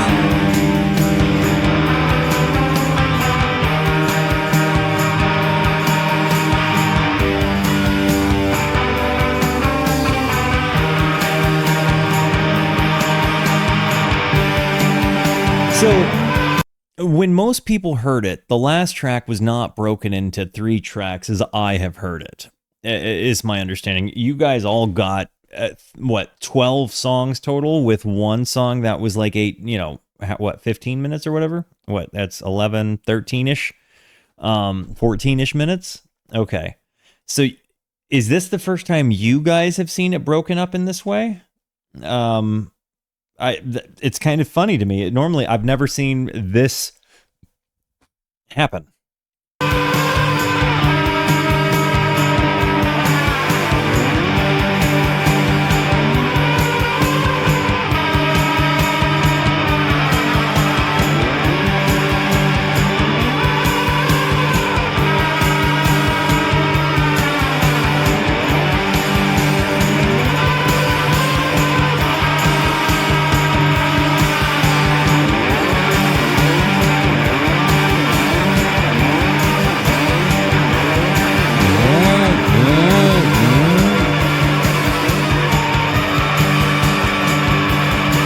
How they add so much to this is amazing.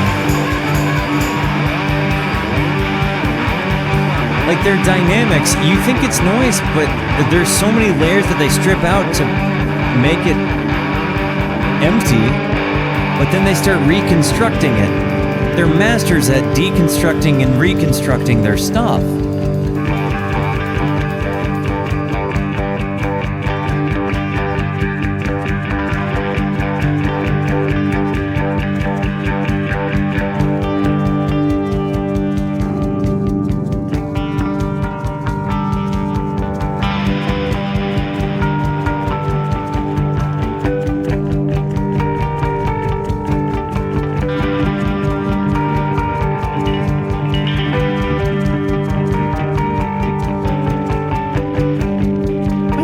They play with these little harmonic things in the different tunings, and it's so interesting.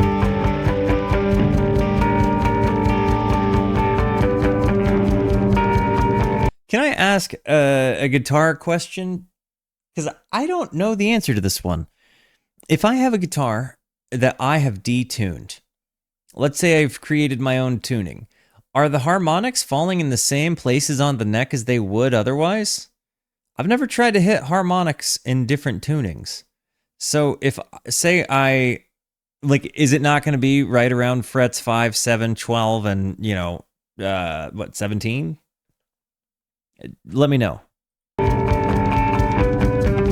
So they should still be in the same place. The neck dictates it, not the strings. Okay.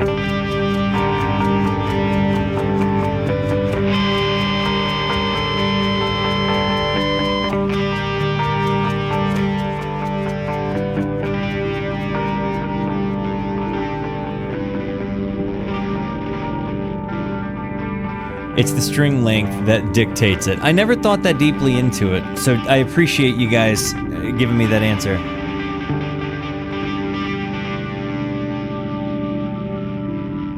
I guess it does stand to reason, though, because when you tune via harmonics, they're in the same place.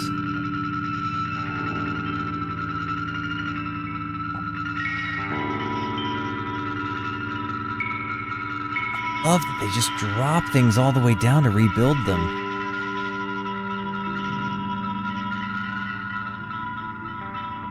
Part Z Eliminator Jr. is called that because the band thought it sounded like a mix of Eliminator era ZZ Top and Dinosaur Jr. It being Part Z, it was both ZZ Top referenced and a slight nod to them being at the end of the album.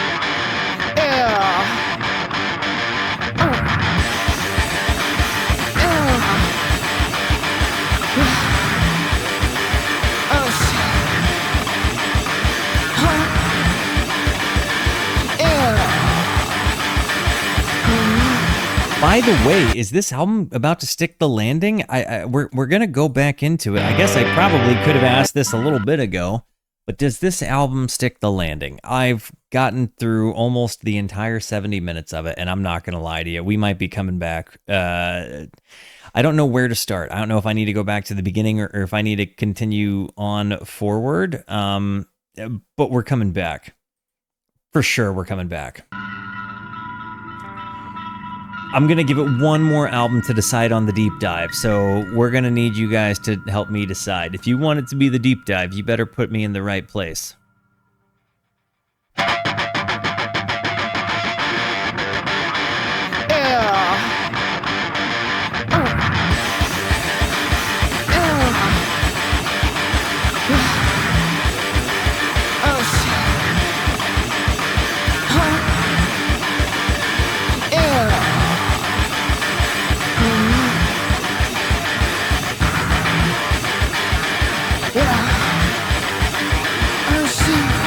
name is Kid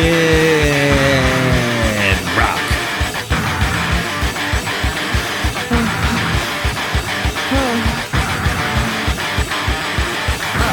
Here's Cruiserweight, packing a trick of shit. The sky in his eyes, dark stains on his pants. Enough to make it flush around his bum. Take a walk in the park. Shit, yeah! You're telling me somebody cheated on that goddess? Enough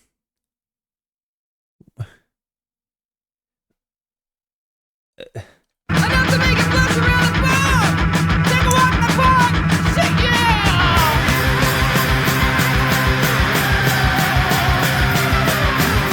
Poor boy, a rich boy, a poor rich boy coming right through me.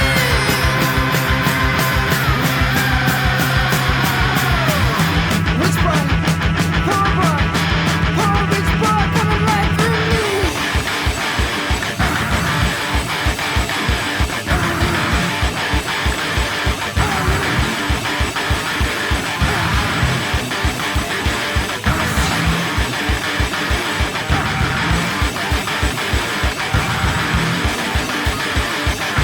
Enough to make it flush around the I feel like I'm hearing her making noises that sound like they might be emulating the throes of intimacy in the left ear.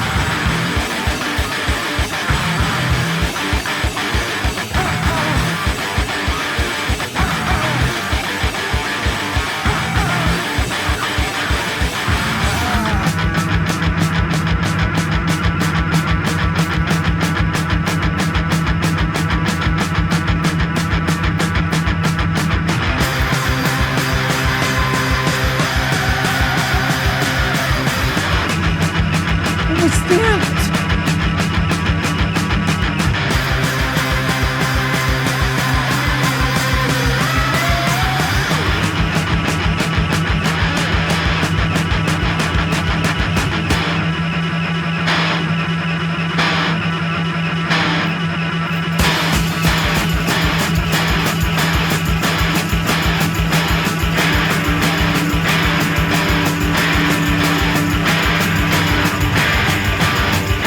That's what they were saying earlier, that they do have a From the Basement video, which I think means we're going to end up having to watch the From the Basement video. Maybe that's where I go next? And then maybe I pick out whatever song I liked the best from that performance, and that's the one that I go to? I don't know. But we're definitely coming back for more. It sticks the landing. I really loved this album. I'm so glad that this is the one I hit tonight. I know it took me like 3 hours to do, but it was worth it. Totally worth it. I really loved this. This is this was a perfect one to me. But I think it's because I can't hear this album and not hear all of the music I loved the most growing up. I can't. It's so obvious to me that these guys helped put together the concepts that kind of go on to create my favorite bands growing up. Like my formative music, that's massive. That's a big deal.